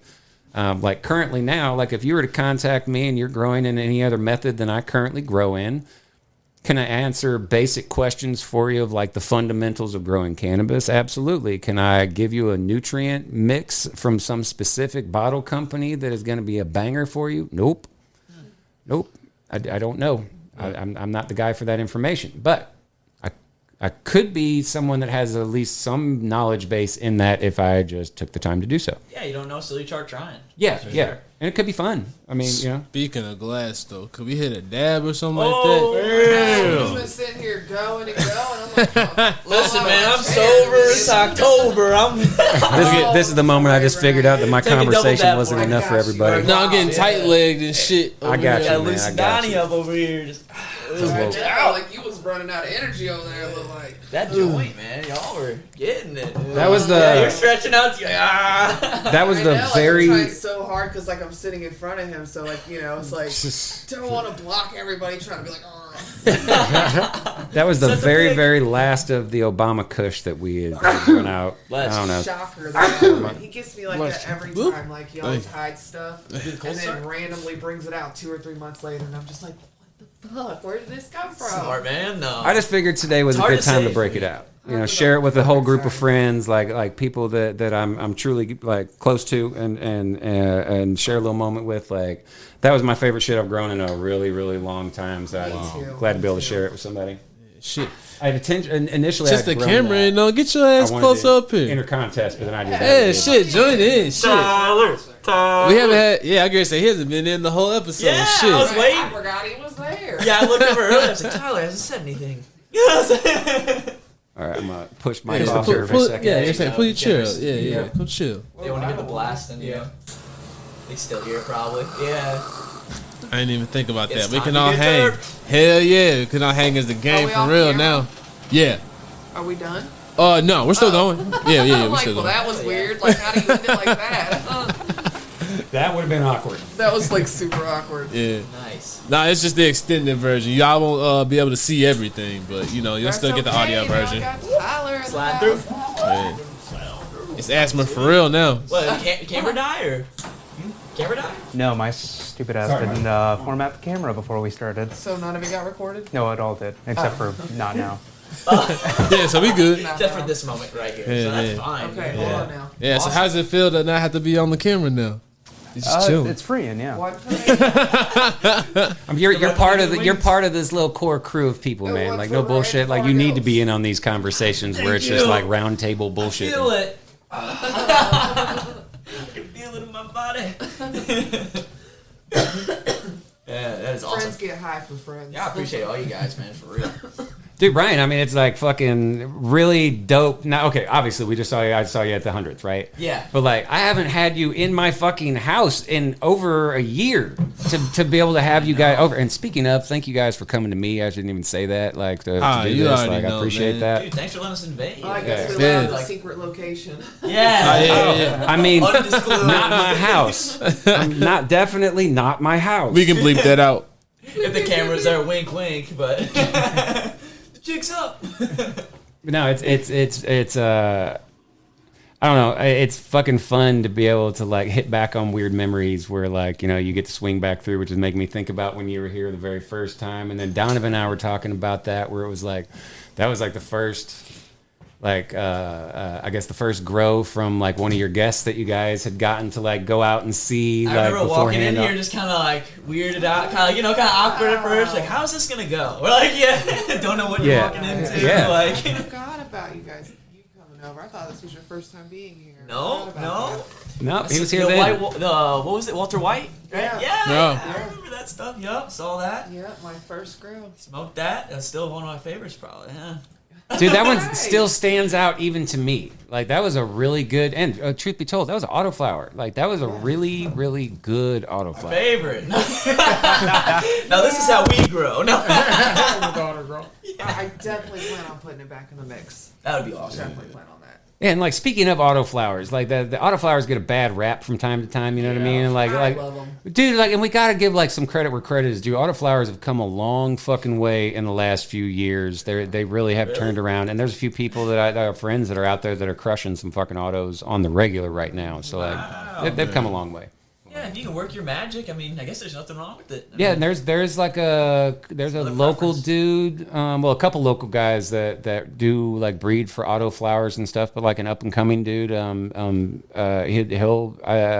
running testers, so I don't know if he wants anything said at this point. I was in waiting time. to see if you're gonna shout him out. Yeah, I don't know if he's even wanting that yet. You know, kind of hyped to it or not. But I mean, he Yeah. ran testers out at a bunch of direct grow shops to be able to get people to involved, to be able to make sure that everything was what he was thinking that it was. And, you know, so it's like the autoflower game is picking up a little bit of steam, and it has its place, right? Like, I mean, even shout out to Fisher Farms. He Yo. very efficiently uses the autoflowers in his veg rooms to be able to keep production at a maximum all the time. You know, because the light cycle is always at like 18.6, but the autoflower doesn't give two shits about that, so he'll flower out right in the veg room as well. Like it's such an efficient use of space. They've got their place. If I'm not mistaken, Fisher did show us a photo of his grow too, and it looked fantastic. Like the plants are huge. Yeah. Yo, shout out Fisher Farms. Have any of you guys looked at his latest project, these canographs that he has put out? Have you guys did. seen the fucking pictures of these things? Pull him up Yeah, I was over gonna say, there, you're gonna have to Tyler. fill me in. What is this? Fisher I did, I Farms see some of that. 314. Pull him up on your phone too. It's his latest project. So he took a few of his photos that he's got that he did. Had them like blown up essentially on like, you know, canvas, right? It's like a large print of like a really nicely developed bud. And then scroll through those. So then he did a collaboration where he had a bunch of graffiti artists that he knows that came in and did original artwork on top of it. No way. Yeah, That was exactly. Man. What? There you go, Corey. That Wow. is real. Yeah, definitely check this out. This is so unique. I've Yeah. never Dude, seen anything like such an impressively Man. unique That was thing the to goat. do. I wish I could give the credit and shout out is all hard. of the graffiti That was artists that he worked sick. with, but I don't know who they are. But that. Oh but my goodness. Shout out to them. shout out to them too. Shout out Corey. That Just put the Fisher smile Farms on his face. crushed Yeah, really. this. They're fucking dope as shit, man. That Damn, is that's so- that's probably the most original merchandising idea I have seen pop off yet. Yes. Yeah. Point Yeah, blank. Yeah. Wow. Yeah, That is fucking dope, dude. Yeah, shout out Fisher and shout out Baked Bacon too. Yep. Baked bacon? Yeah. His wife. Oh wow. St. Charles That's represent. awesome. I didn't know that. Hold up now. Hold on. We might be over here on this side today, but it's still STL all day. I was only speaking for myself. Now I'm surrounded by some St. Charles. St. motherfuckers. Charles. Yeah, I guess that. Yeah. Actually, only two of them are St. Charles. Gotta have both, man. man. You gotta have both, otherwise it ain't even fun, you know? Yeah, that's true. I mean, in this day and age, right? Like, I mean, what difference does it make in terms of like community-wise, right? Yeah. Our community is much broader than the district of like city, St. Louis, county of anywhere. You know what I mean? Like, our community is fucking more than statewide at this point. Like, I mean, it's big. Yeah. I just like giving y'all shit. I'm proud of where I'm at. Yeah. Same way you're proud of where you're from. You know what I mean? It's still that little sense of pride. Like, truth be told, before I ever moved overseas, went to Brazil and did all the other shit that I went to college in Atlanta, all the other shit, like, I still came home back to St. Charles. Before moving overseas, like 4 blocks away is where I fucking grew up. Like, I literally Really? came home. Wow. That's dope. Yeah. That is wild. Yeah. That's dope. Good place to be, though. I mean, you know, well, the economy and stuff, maybe not so much now. But Man, before, you know. I don't know, man. Like, Missouri is still listed as the number one, like, most economical place to live, even in this economy currently. You know, it's We do have it really good still. I will say that. yeah, cheap standard of living. I don't know if that's really a good thing for us to brag about, though. Not really. Pros and cons on that. But The make do state. Yeah. Yeah, I mean, kind of that's a sign that things aren't great, but yeah, Thank you. Yeah, for real though. for now. it's That's how we also, are changing that. That's right. that also means it's ripe for opportunity, right? Like Oh, for like yeah. bigger companies or any like younger people or like, you know, like any new entrepreneurs that are out there and people like ourselves, even in the community, that are looking to like expand out somewhere. Missouri is going to be about as cheap as it's going to be anywhere to try to get it up off the ground. Plus, the startup incentives are still pretty strong here. Yeah. We can, we can Anybody wants to invest in content creating, content creators, you know, yeah. Go to OnlyFans.com. Yeah. Oh my gosh. You can definitely see the like influx of people from other states moving here within the last year or two too. Like before, I would never really see California plates or New York plates. You can see them pretty much all the time now. Yeah. I don't know if it's just me, but driving around, we see them way more than usual or used to. 'Cause they're hip. Yeah, they spend the same money, you know, here than in California or somewhere else. They're getting such a bang for their buck. Like, so why wouldn't you? I guess, you know, good incentive. Yeah, it definitely is a good incentive if like you can keep. You know, I mean, that's the harbinger for most new businesses, right? I mean, it's like a cap on the money that you've got to be able to invest into it. Mm-hmm. So if you can keep those down, that's a little bit of an advantage. Yeah. And then it's I mean, if you're coming into the cannabis industry here, shit, man. I mean, it's a pretty open environment in terms of like it's gonna be hard to get licensing in the commercial end of things, right? But I mean, like Crazy with that, yeah. the fucking culture of people want what you got. It's just can you get in? Mm-hmm. You know, that's where like not shitting on anything, but it's like I hope that we get to a point without shitting on one thing. I'll try to say this correctly.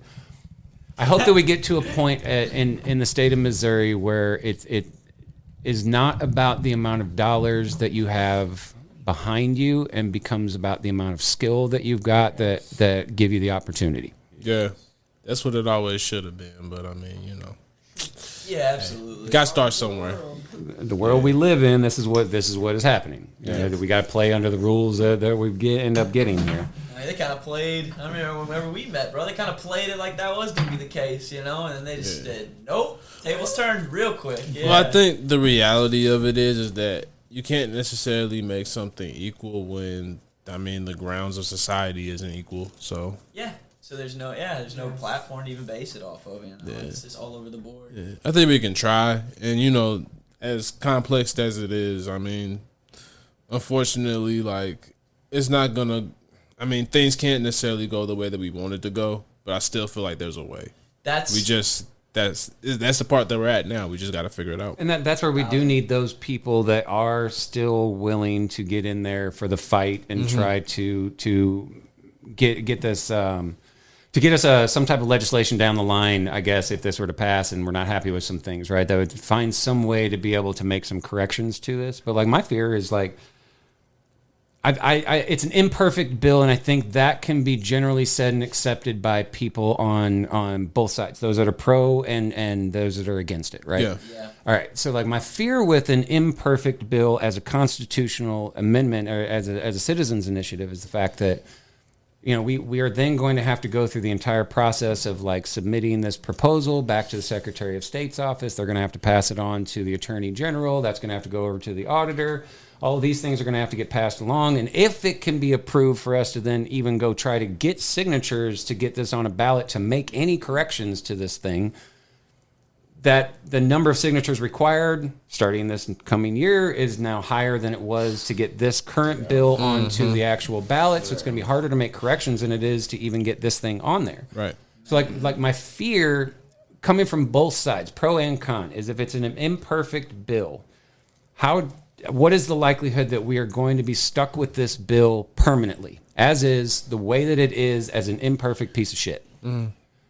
Or how hard would it be, how long would it take for us to be able to make some change and some amendments to the bill to make people feel as though it is a little bit more of a fair market styled, I guess, more competitive market? You know, it's I don't know. I think the difficulty level of getting this to change and the likelihood of being able to get all those signatures, when we just watched, you know, Legal Mo, when they were gathering their signatures, you know, I mean, they had to go through the process of paying millions and millions of dollars They got the money to get outside companies to be able to come in, to be able to help them recruit and get all the signatures that were needed. There are questions about even if they had the right amount. They weren't sure, you know. It's you know, it's a weird issue that it was that difficult to get it on the ballot in the first place. We need more signatures coming back to make a correction. I think the likelihood is if we vote this in, we're stuck with it. Yeah. I think that's what's going to happen. Is it's just, this is the way the system is going to be, and that's the way the market's going to pan out for the state of Missouri. And if you're okay with that, you've read the bill and you're cool with that, by all means, you know what I mean? Like, go for it. But like, if you're even questioning in the least bit and thinking in your head that, you know, easily the legislature is going to be able to just make a quick correction, and you know, it's not. We're talking about a constitutional amendment. That's a totally different thing. That's something. Yeah, I'm glad you reminded, because it is so much harder to go back and change something once it's in effect than having it right from the get go. Right. Oh man. Yeah, most people are going to vote yes just because all they see is recreation. Yeah, that's Yeah. all. That's all they see right because there. those people who are going to say yes, they're not growers. They don't care about the license know. for the rest Correct. of us. It's kind of like we were talking. Like the average person doesn't know craft cannabis, Right, so they exactly. see the rack. Exactly. They're like, yeah, Yes, I'm gonna I'm go in. in there. We're nailing some full circle conversations. Yeah, here. we are, man. Let's go. Right. Man, this is what this is for. And this is no disrespect to Yeah, I was like, anyone. it's a little too. We'll get it. Being We'll left get out it. of the mix. There we go. Air five. And really and truly, this is no disrespect to anyone who is. Oh, damn. So you're back. Yeah. I did hear that. Yeah. Needed So that. did I. A little bit here, a couple Got that medical marijuana in you. That's what I'm saying, man. I told you I needed to loosen up. I wasn't lying.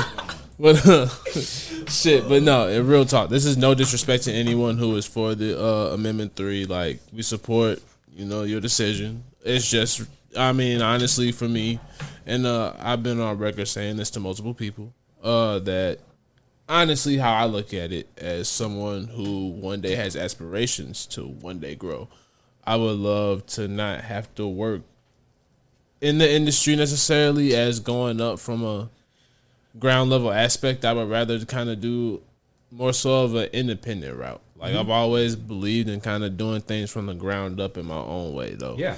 And I would love for there to be a way for that to possibly happen. Just Under for your the own everyday umbrella. person. Yeah. I think That's it what most of will. us want to. Yeah. Yeah. I think it will. I Like, concur. Like you were saying, like, you might not see your stuff on the shelves you thought, but we might be coming out with, you know, who knows what we come up with. You know? And then next thing you know, we got our own little thing going on that's popping, you know? Yeah. So, You know what I mean? If it passes, I mean, there are going to be micro licenses that are going to become available, right? And like, I'll recommend everybody get with you and get with your fucking homies, apply for them. It's like, if I'm not mistaken from reading the bill, I believe it's like a $2,000 fucking fee is what it's going to be for the licensing fee or application fee. Get some money together and try to get them, but go after all sides of this, right? Try to get a cultivation facility, try to get a dispensary facility, try to get the extract facility, right? So that then in your core group of people and people you trust, you then now have a network for all aspects of what you need. And it's going to be easy to be able to set up like distribution deals, because the limiting factor for those that are unaware, when the micro licensing and supposed, let's call it craft side, whenever they start doing this, a craft cultivation facility can only sell their product to a craft dispensary. They won't be able to cross into the mainline dispensaries that we already know that are out in the market now. Wow. Those micro licenses can only distribute and sell within a micro license network. So you have to have all the pieces in play to be able to even offer everything out there for everybody. They're only allowing one micro license per individual person. That's it. You only get one, but on the I didn't know that. on the commercial aspect of it, they're going to allow one individual can own up to 10% of all commercial licenses by one person. You know, it's a improperly weighted field. So the killer could be that, you know, even if like, you know, we all go and we get these licenses and all this kind of shit, but then we've got nowhere to fucking distribute our product to, or no shelves for it to be sitting on, no extractors for it to be taken care of, you know, to turn it into product. All aspects of this are going to have to be played with, right? And if it does get put into play, I highly suggest to anyone that is thinking of maybe getting into that field, start investigating that bill and start figuring out how it is that you're going to be able to play within those confines of the rules. And I think I'll go ahead and just play the other side for a second. I mean, realistically, though, even if, you know, we were to get into this as a small market person or something like that, it's really hard to navigate with the current situations and the current laws that are set into play in a way that the current industry is set up. Right now, you know, it takes a lot of money just to even be able to get into the game. So it's almost like you need at least $1 million to even start a facility. So it's kind of like, you know. It's still even a gamble, isn't it? From Yeah. some of our Definitely. previous said, they just kind of dropped it down after the lobbying. Yeah. And then you got to think about the taxes because, you know, this isn't federal. So they're even taxing it even higher than what average business taxes would be. So you got to be able to cover that as well. So it's not like this is a money making business right now. This is more so like an investing business if you really look at it from a bigger. You better be in this as a passion project on some level. It has to be. Otherwise, Otherwise, get out. otherwise you're just going to be forking up so much money. And then after a while, you're just going to get so mad and, you know, get tangled up in that. You don't want to do that. You know, and like back to once again full circle shit, right? Like if we go back to the like thoughts of like the amount of like oversaturation, right, being part of the cause of what is like driving prices down overall, like wholesale pricing. Man, there's still 14 more fucking states that have no form of legalization, no medical, no nothing. That's only gonna keep getting more and more oversaturated. Wow. Especially with the federal, if they go through, the federal legalized it, correct? Is that I don't know. I wait to see the proof of the pudding. Yeah. But that's the word. So, I mean, some states might be popping up left and right starting to do it. So we'll see. Okay. Is it like federally legal, but a lot of states still haven't made it legal is what I think that's how that Exactly, works. yeah. All right, once again, that's another way that this current bill, Amendment 3, is heavily weighted towards those currently in the commercial market now, to where they have it written in there to if it goes federally legal, only those with the commercial facility licenses are going to be allowed to do interstate, like what do you want to call it, like sales or whatever you want to call it, like be able to purchase and import. There you go. Okay. Only they will be allowed to do import and export of like cannabis products out of state lines. No, that's it. So I don't know how well that'll come down. Like, does that mean that you can't cross state lines as a consumer and bring back stuff from like, you know, Oklahoma or something? I don't know how that'll play out, right? Like, as with most laws, there's a lot of gray area to be exploited on purpose. It's on experiment. Find out as time goes on, like we were saying. Yeah. And then, you know, just so everybody is also aware, I guess we'll give that heads up. So, like, if it does pass for, like, medical side as a cultivator, if Amendment 3 were to pass, I think it's going up to, like, 6 patients. You get 6 plants and veg, 6 plants clones per patient. And you're limited to 24 maximum plants when you go into flower, though. They do restrict that down. And then anyone can grow recreationally, I believe, without a license, if I'm not mistaken. There's a limited cost for, you know, something. I don't know. I don't know.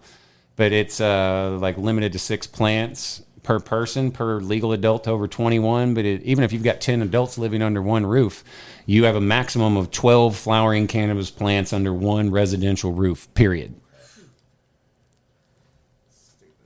Yeah, these laws are not written by people that care. You know, They don't know. Like, these were written. I believe this is 100% Mr. Livingsoil's personal opinion. State that first, right? But I think that the rules were written, or the law was the written. person was great. in a way on purpose so that there was enough to appease those who want to be cultivators to keep them like, oh, I'm getting more plants, or I can have more patients, or I'll be able to grow without fucking, a medical license, all these things. So they're trying to tag in on that one.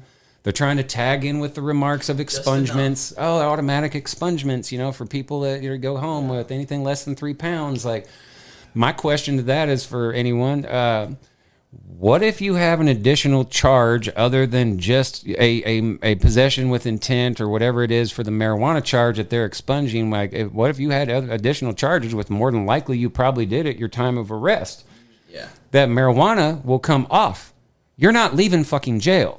Yeah, they're going to still sit there to serve the rest of the time for their accompanying fucking charges. The number of people that this is going to send home is not what they are leading you to believe that this will be. I think it was something really stupid. Like 1,005 people were actually in federal prison for marijuana possession. It always is tagged with something else. Because even if you were to it's just.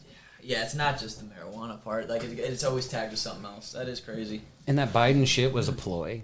That was just a ploy, and it was. It's a game he's playing. Yeah, absolutely is a game that he's playing. But the number of people federally, and Felicia's right on this one. The number of people federally that actually affects that it's going to send home is fucking tiny. Congratulations for those that it does affect. Right? Welcome home. Yeah, welcome home. Okay. Absolutely. Yeah. Right. Good. Right. But as for it being affecting like mass numbers of people, no. Did it make weed illegal? No. Did it decriminalize it? No. It did nothing for anybody.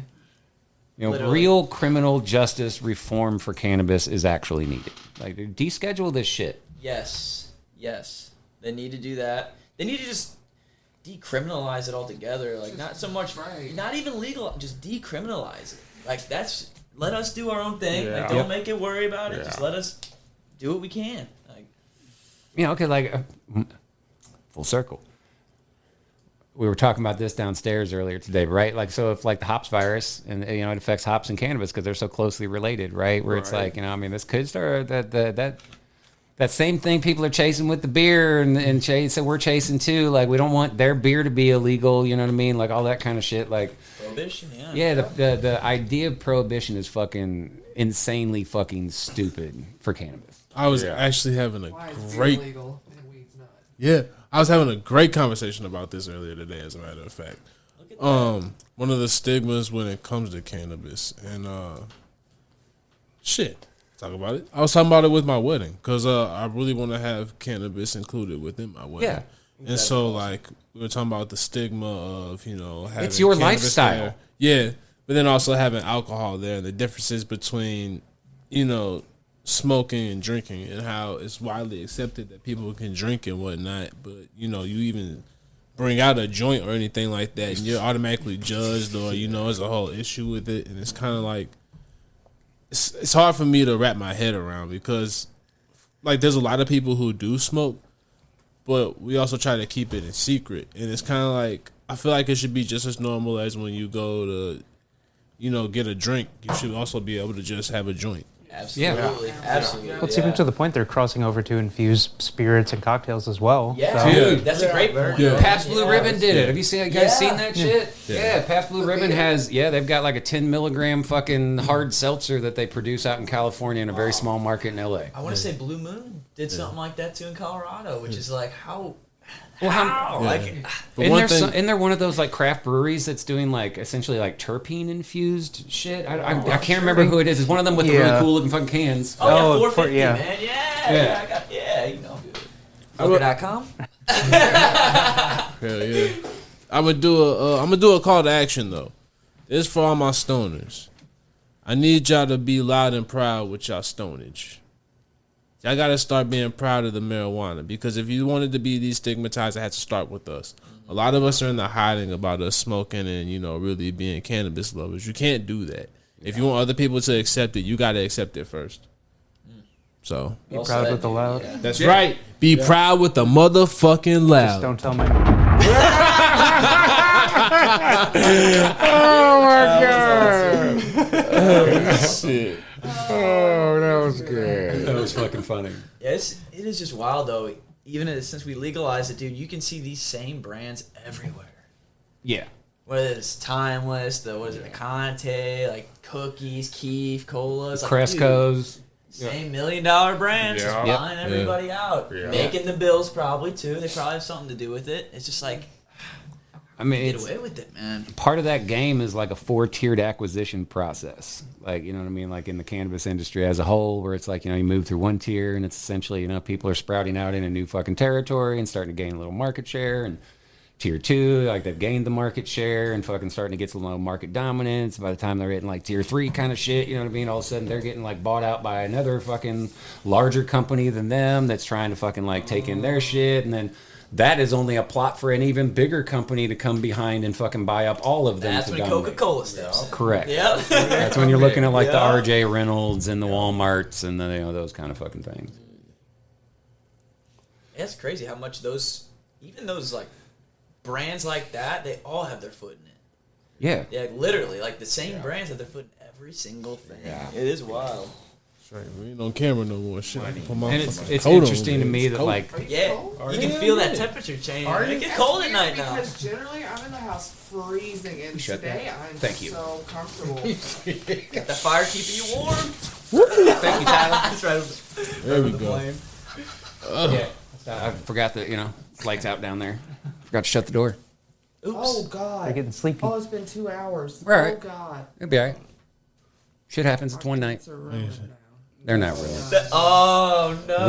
One night, one time isn't going to give you nearly as many problems I mean, as it wasn't consistent direct like light on leakage. them anyway. Hey, that's a fact for everyone here. Yep. Yeah. Yeah. Yeah, we gotta save living soil's plants. That's right. We'll be all It's right. mad important. I noticed I have him. That's the most I important. noticed what he basement did in my basement. in the world. I'm like, did that light bulb blow out?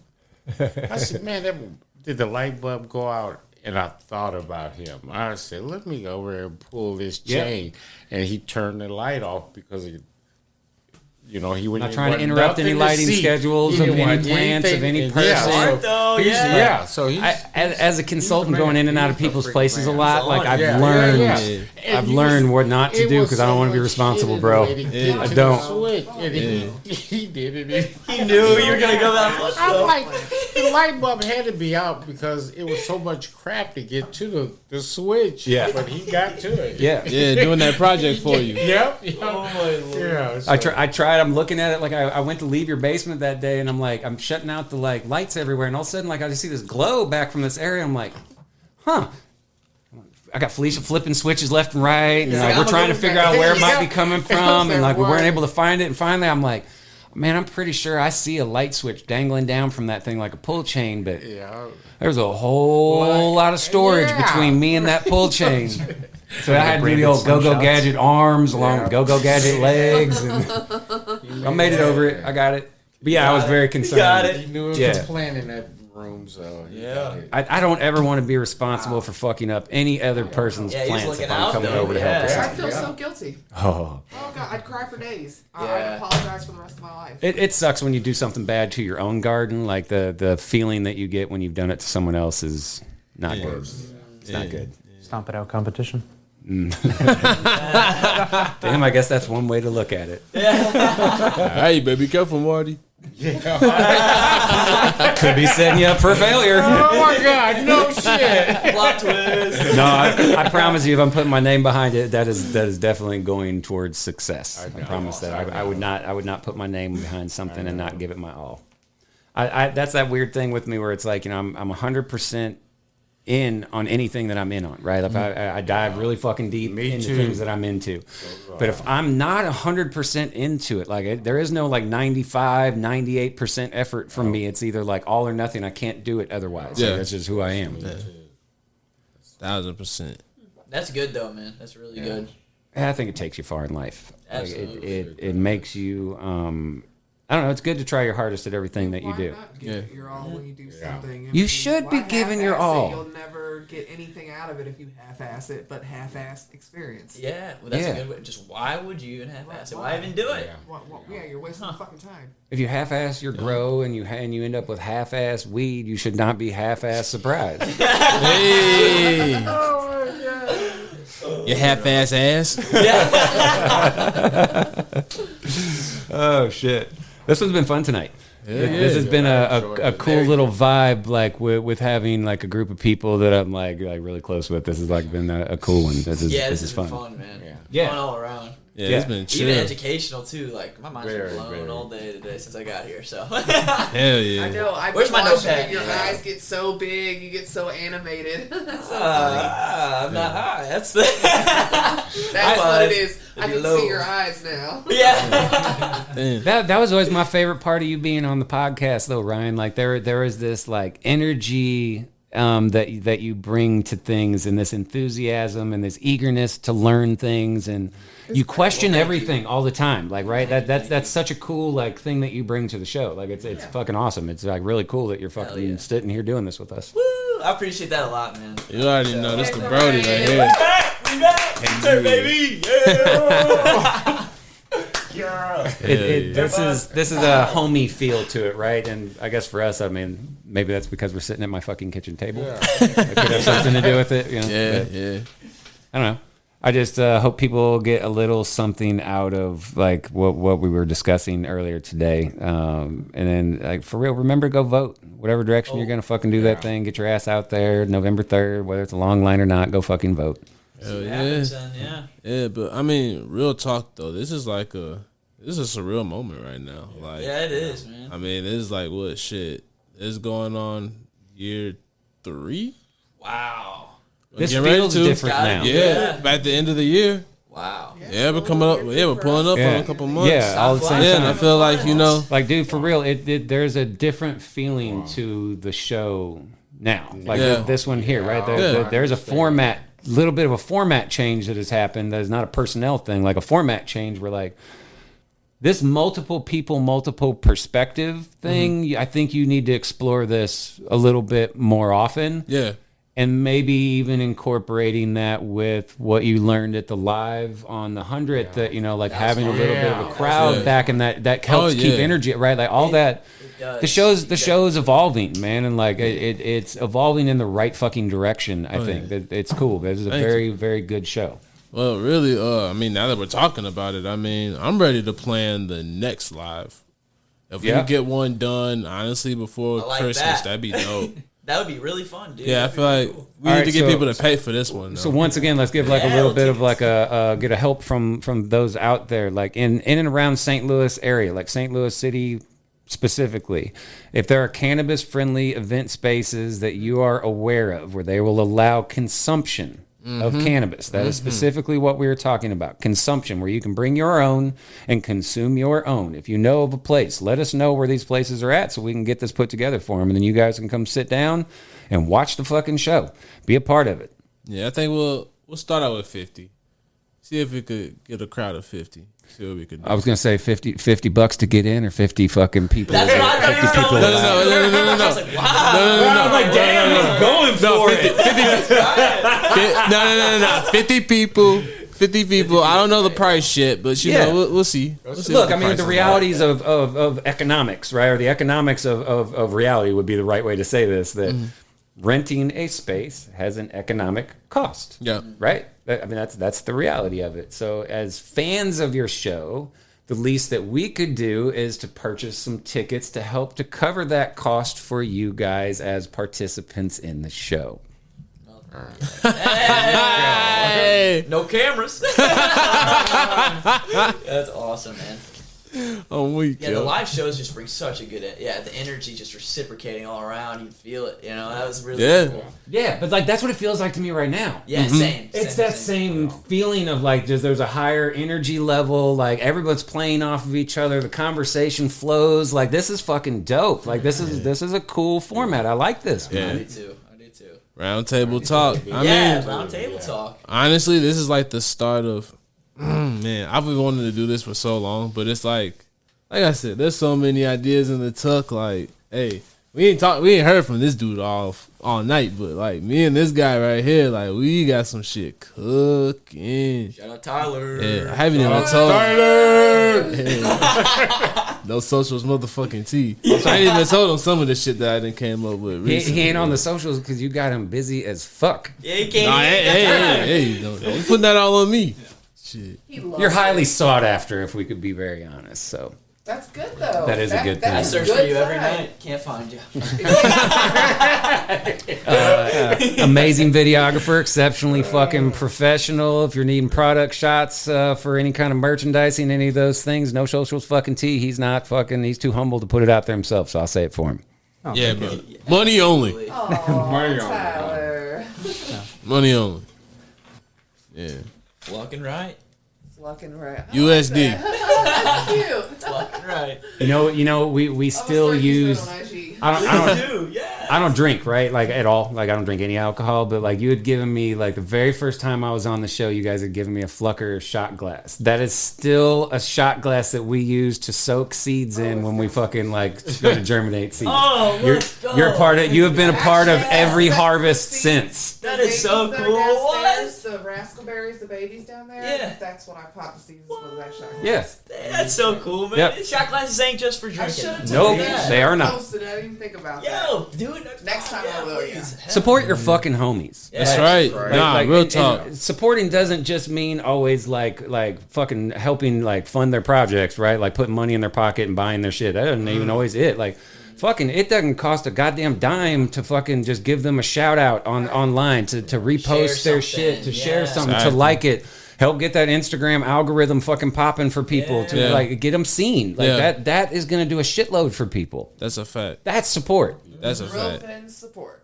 Yeah, Yep. and with cannabis, it's hard enough. So the more, the merrier, man. We always gotta lift each other up with this stuff, you know.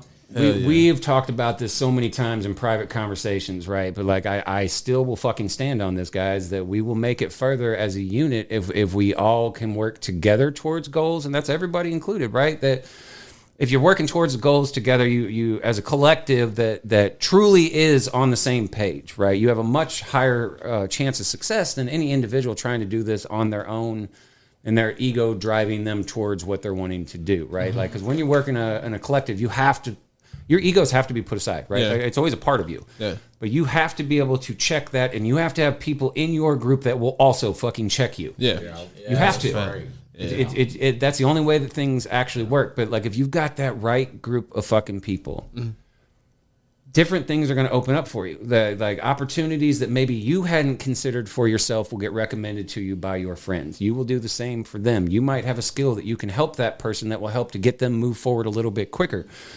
It is not always about a competition. Like, competitions are fun when we go to them and we sign up for them. The rest of this does not have to be that. That's a fact. That's a for real fact. Yeah, Piff, back in the day, I always remember what he always used to say. He's like, man, we need to form like Voltron. That was like a common thing that he always used to say, like we need to get Voltron together. We need to get Voltron together. He was fucking right. Like, he's right. Yeah. Shout out Piff, man. Yeah. Yeah. You got to get him up here again for real. I was gonna for say, real. I wonder how he's been doing. I hope he's been doing good. So shout out Piff, man. Yeah, man. I have Great not guy. seen him in a while. Used to make it very regular, and my life has gotten a little bit chaotic as of recent, right? And I haven't seen him in a while, and we need to make it a point to go see him. Yeah, we absolutely Hi, do. Piff. Hi, Piff. Love you, man. We need to see him soon, for real, for real. Absolutely, bro. The return of Piff. That's right. Yeah. Yeah. Title. Check on your friends, man. Everybody's going through some shit. That's a fact. It's rough for everybody right now. Check on your people. Especially, like we were just talking about. Everything's tough right now, so everything Simple helps. hello can go a very long way. Yep. Shit. All right, let's go ahead and wrap this one up, y'all. We hit 2 hours. We back. We back to it. Yeah, back to it.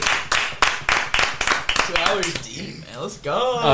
Thank you very much for coming out. Thank you very much for having Felicia and myself. Yes, thank you. This was a lot of fun tonight. So just, I don't know. Everybody keep grinding. You guys keep fucking doing what you're doing, because it's fun to be a part of something that is growing at the pace that you are. So Appreciate it. Yeah. Plug in. Back at you guys too. Appreciate everything, man. Hell yeah, Let us right. come here always, just helping us with all the education and stuff. It means a lot, man. Yeah, my door's always open, and anybody out there, like, if you have questions that you think I might have an answer to, you might just think I'm a fucking prick, whatever. If you think I might have an answer or might be able to help you with something for real, man, like, reach out on Instagram. I'll answer you. I promise. Let them know them socials. Yeah, it's just Mr. Livingsoil on Instagram. It'd be Miss Ms Livingsoil would be for Felicia if you want to reach out to her. You can also reach me at Mr. Livingsoil Prints on Instagram. I am not active on there. It's just there in case somebody decides to pull my account. Hell yeah. Smart though. It's happening a lot. If you don't have that backup, man, I might have to. Backups in play way ahead of the game. Number 2. All right, Morty. Thanks for having me out tonight. Just keep your eye on Timmberrr because I'm coming out and you will be seeing me and you'll be seeing what I'm doing with Mr. Livingsoil. Give them a spelling on that one, Marty, so they make sure they get the right follow on that one. Timmberrr. Tim. 3 M's. Yep. 3 M's and 3 R's. Yes. Yeah. All right. Who going first? Y'all two duke it out. All right, battle. Rock, paper, scissors. Okay. Rochambeau. We're going to do this the real way. Rock, paper, scissors. Oh, you do Wait, shoot? how do you do that? You gotta Oh, do okay. shoot. You want to do rock, paper, scissors, shoot? Yeah, let's try that. All right, run that back. Y'all didn't hear that. Rock, paper, scissors, shoot. Rock, paper, scissors, shoot. Rock, paper, scissors, shoot. Let's go. Okay. Woo. All right. I'm gonna say, all right. Got some sweat Handle from it that like So one. what's the scenario? Does the winner go first or last? Well, I was gonna say, worst case scenario, we just move these tables out the way. They gotta fight it. yeah, well, one step at a time, okay? So, at Flucker, FLUCK3R, new smoothie beers up. Got some new merchandise coming for the Canoween event. So, shout out Elite. Apothecary is throwing a drive-in event. I believe that's the 29th, the day after Canoween. We'll be down there. So, shout out to them for having us. And music videos coming on Halloween as well. We got Jackson with Lonely and Mars with No Cupid. So, these are both pretty exciting. I've never worked with Mars yet, so new stuff in the works and to the moon. Dude, that's fucking great, man. Congratulations. Thank you, man. Fucking Appreciate that a lot. congratulations. Like you were saying earlier, bro, you just never know when you start connecting with people. Your word gets out. It's like, oh, why don't you do this for him? And then And that's why it's best to do things and have a network of people. That's right. Amen, bro. Amen. Do it by yourself. Yep. Oh, no. Wes is the most difficult for the 2 sober ones in the group. Yeah, Realize that? true. Thank you, I didn't realize marijuana. that either. Take a second. You can find me on the IG at No Socials T. I'll probably start posting when I can get shit done. So, AKA Tyler Farquaad, make the lady say, "Oh my god!" Wait, what? Oh, you didn't know that? No. I do now. It's so much funnier to see you do that in person. Yo. Go, Tyler. might be short, but I got a kickstand. Hey. Sanitization is key. Remember to glove up. Hey. No That's hops right. in this house. Oh, man. Episode 102. My dog said no STDs and no PTDs. That's right. I like you. Oh, shit. Fun. All right. Y'all already know, man. Make sure y'all give my boy Eddie a follow. Eddie _ 1991 _ Yes. Yes. All right. Always got to make sure. Y'all already know. That's the social media brands behind this shit, man. He always pushing our shit, really pushing a whole lot of people in the community shit. Oh, yeah. And what's Big his- shout out to Eddie, man. What's his second one? The Kush SEO. Couture. I don't Kush know Couture? exactly. Yeah. Okay. Yeah. Okay. SEO SEO Kush Couture, Couture. something Isn't there like an underscore in there somewhere? I believe so. There it Okay. is. Yeah. All right. Yeah. Give that one a shout, a follow too out there. For sure. Yep. And then make sure you give Too T3rpd the follow on Instagram. We got a Reddit. That's right. No. Which one? We got a Weren't you Reddit. weren't you gonna do it? I didn't know we had a Reddit. I thought I told you that. I think we talked about it, but We're I on don't. Reddit? Yeah. You know what else you guys have? You guys have a Patreon. Shit. That's right. yeah. You do. Yeah, Like, we it's never even something that like we as listeners can actually help support you guys with really small monetary donations on the monthly Very This basis. is true. This is true. Shout out to the people who have already joined. Like, for real though, y'all some real ones, and y'all stay consistent with it. So y'all done put a little bit of money in our pockets. So we'll be able to do a little something off of it. Once we get a little bit more, get some. Ooh, shit. Once we get a couple more, Okay, y'all on Donovan, there. don't cry. I know it means a I know, lot, it's like- bro. I think that was the secrets trying to get out. Yeah. It's my little secret, and that's how I'm gonna keep it. Hey, not gonna get no shit out of me today. Listen to that as soon as you leave. Oh my god. Hell yeah. That was my shit back in the day. See, that's what I'm saying. It's the improv, yo. It make you think of some shit. Throwing it back. Hey. Yeah. That's right. I'm gonna have more coming soon. I'm gonna drop that 2 Terp mixtape. Ooh. Yeah, for real though. We should. You know how fire that would be? How many local artists do you know? Quite a few. I figured you did, or at least had a network that could get them out there. Yeah. Big group of underground artists. When we went to the music on Yeah, the we music did. at the intersection, shout That would out be Matt fun. Washhausen. He had hooked me up to be able to, for Felicia and I to be able to go. And one day I went, my son came out there. But Suede actually had like this little area down this alleyway, all the way at the very back, where they were having like just highlighting local artists that were back there. And for real, every time that we went back there, every artist was fucking great. Yeah, They were what's all up. fucking Awesome. good. Like for real, props to Suede on that one. Y'all crushed That's that. awesome. Yeah, it was fun. Actually, yeah, since we're on that topic, like I started a bunch in Chicago, like doing these events like throughout the years. Every time they'd have like artists up there, man, like no, I ain't gonna lie, like you got like a fourth of them that actually had talent. Yeah. Every time I've been to a show here with some live performances or rappers at any of these events, they've actually been very talented. Yeah. You can like tell the difference, like Yeah. singing, rapping, all of it. And Yeah. they covered that whole range right there, right? It was definitely more like R&B and a little bit of like some hip hop that was going on down there, and then like one person was almost like more in the style of like, it's gonna sound fucking dumb as shit, excuse me, but it was almost like spoken word over like an ambient music in the background, right? Okay, powerful as shit. Yeah, Like, yeah. powerful as shit. But it just uniquely cool. You know what I mean? Like that was just a really well done, well put together thing. Like that kind of shit is like, you know, our small community of people. We need to get together, and somebody needs to like those events that used to happen where we were just getting together on like the sesh level and just hanging out, where it wasn't a competition. It wasn't about like, you know, I'm trying to make the most money or all this other shit, right? Where we're just hanging out and enjoying each other's company, having conversations about a fucking thing that we love in the endless fucking planet.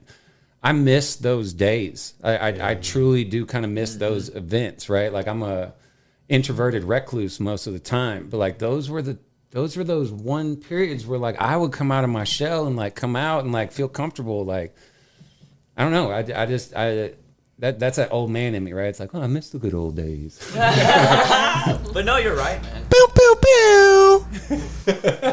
You are right though. Like the can of weed stuff's awesome. Everyone's trying to put their products out and stuff. But Yeah. yeah, like that whole community bonding thing it's there, but it's not to the extent like whenever you're Yeah. talking about. So yeah, those are the best times, dude. Like shout out Cap. Like Cap's sesh events were so fun for me. Like to get to meet and put faces to all these people, or to be able to see people that I don't see that often. You know what I mean? Like all that kind of shit. Like that was an aspect of community that somehow feels like it's being forgotten, or like it's not given its true value or credit that it needs to be, right? And like that I think is the glue that holds us all together. Like when that started deteriorating and we stopped kind of getting together on that level, I don't know, it just seems like everything went to competition. Yeah. that's a very good insight though. If you pan out and zoom out, it is kind of what happened.